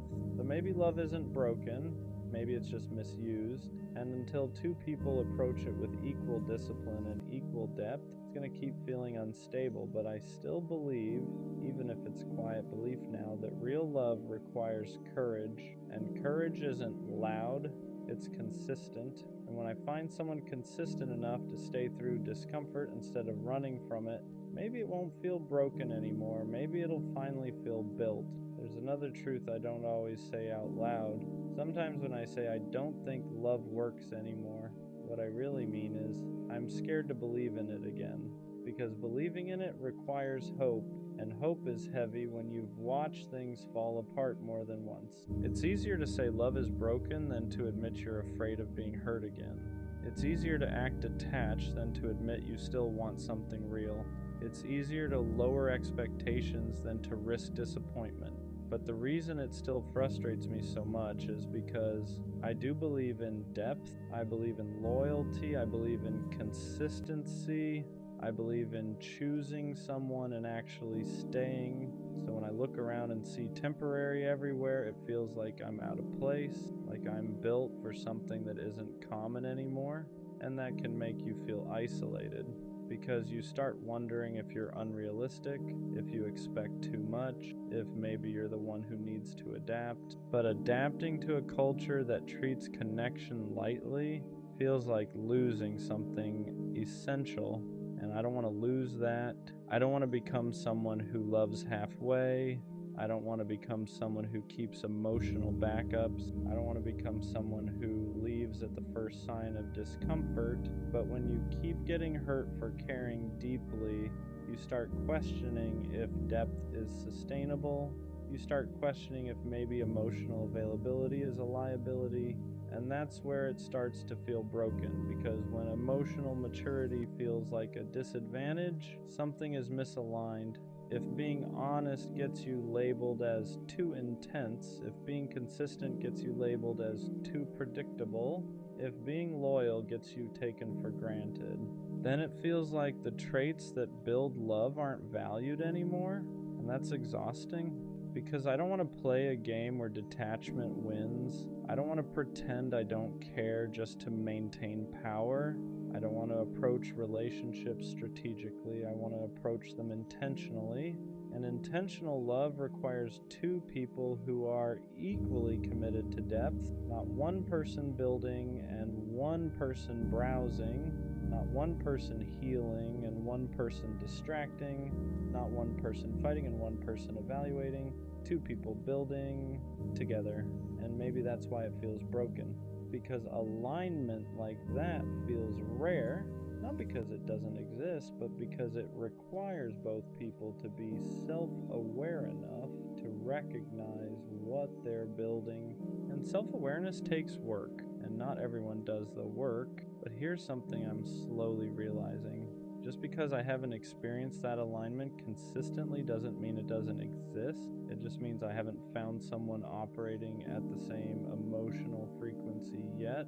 And maybe love doesn't feel like it works because I've been encountering people who are still figuring themselves out, still healing, still exploring, still distracted, and there's nothing wrong with that. But if two people aren't equally ready, love will always feel unstable. So maybe love isn't broken, maybe timing is, maybe readiness is, maybe emotional maturity is, and that's a different problem than love itself. Because love, real love, still requires the same ingredients it always has: trust, patience, consistency, effort, communication, choice. Those haven't changed. What's changed is how many people are willing to commit to them long term. And that's what makes it feel fragile, but fragile doesn't mean impossible. It just means selective. And maybe the reason it feels broken is because I haven't experienced the selectivity paying off yet. So do I really think love doesn't work anymore? Or am I just tired? Tired of building with people who weren't ready? Tired of investing in connections that weren't aligned? Tired of watching things collapse because one person stopped trying? Maybe what feels broken isn't love. Maybe it's my optimism. Maybe it's my patience. Maybe it's my energy. Because loving deeply takes energy. Believing in something lasting takes courage. And after enough disappointment, courage feels heavy. But here's what I know. I don't want temporary. I don't want half effort. I don't want something that collapses the moment it feels normal. I want stability. I want intentionality. I want someone who doesn't get bored when peace replaces intensity. And if that's rare, then I'll accept that it's rare. But I won't accept that it's impossible, because I know I exist. And if I exist, someone who still believes in depth and loyalty and consistency, then that means other people like that exist too. Maybe love doesn't feel like it works because it's not common anymore, but uncommon doesn't mean extinct. It just means it requires discernment. It requires patience. It requires walking away from people who treat connection casually. And maybe that's the real shift. Maybe love doesn't work when we try to force it with the wrong people. Maybe it only works when both people are equally disciplined about it, and discipline isn't flashy, but it's powerful. So maybe love isn't broken. Maybe it's just rare enough that you have to be selective about who you build it with, and until that alignment shows up, it's going to feel unstable. But I refuse to become cold just because it's hard. I refuse to downgrade my depth just because others operate shallow. And one day, when two people who both believe in building, not browsing, meet each other, love won't feel broken. It'll feel intentional. And intentional love, that still works. There's a point where saying love doesn't work anymore becomes less about love and more about self-protection. Because if I convince myself it's broken, then I don't have to risk it again. If I label it dysfunctional, I don't have to open up. If I tell myself everyone leaves, then no one can surprise me when they do. It becomes armor. And armor feels safer than hope. Hope requires vulnerability. Hope requires believing someone will show up differently than the last person did. Hope requires trusting that the next connection won't collapse the same way the others did. And that's hard because patterns create expectations. If you've seen inconsistency enough times, you start expecting it. If you've been replaced quickly, you start bracing for it. If you've watched effort go unmatched, you start rationing yours. And slowly, without even noticing, you stop loving the way you used to.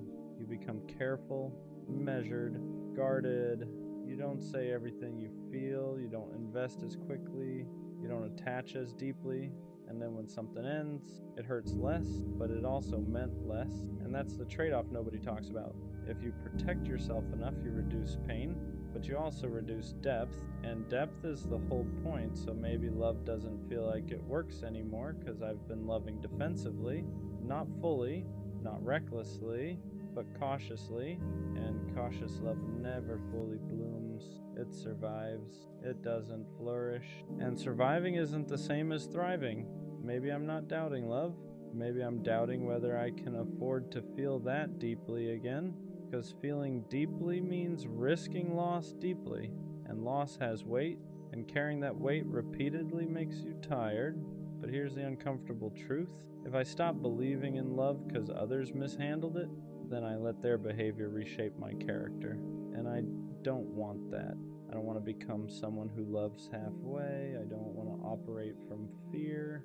I don't want to treat every new person like they're already guilty of someone else's mistakes. But healing doesn't happen instantly. Trust doesn't reset overnight. And rebuilding optimism takes time, so maybe love isn't broken. Maybe I'm just rebuilding my trust in it. Maybe what feels like cynicism is actually exhaustion. Maybe what feels like disbelief is actually disappointment that hasn't fully healed, because when I'm honest with myself, I still want depth. I still want consistency. I still want something stable and intentional. If I truly believed love didn't work anymore, I wouldn't still crave it. I wouldn't still think about it. I wouldn't still care this much. The fact that I'm frustrated proves I still believe in it. You don't get frustrated over something you've given up on. You get frustrated over something you still want, but haven't found. And maybe that's the shift. Maybe love isn't broken. Maybe my patience is just being tested. Maybe my standards are filtering out what doesn't align. Maybe every failed connection isn't proof that love doesn't work. Maybe it's proof that misalignment doesn't. And misalignment is common, but alignment is rare. And rare things take time to find. So maybe I need to stop saying love is broken. Maybe I need to say love is selective. Maybe I haven't experienced the right version of it yet. Because the version I want, stable, mutual, disciplined, requires two people equally committed to depth. And depth isn't everywhere. But it exists, I exist, which means someone else like me exists too. And maybe love doesn't feel like it works because I've been encountering people at different stages of emotional maturity, different levels of readiness, different levels of self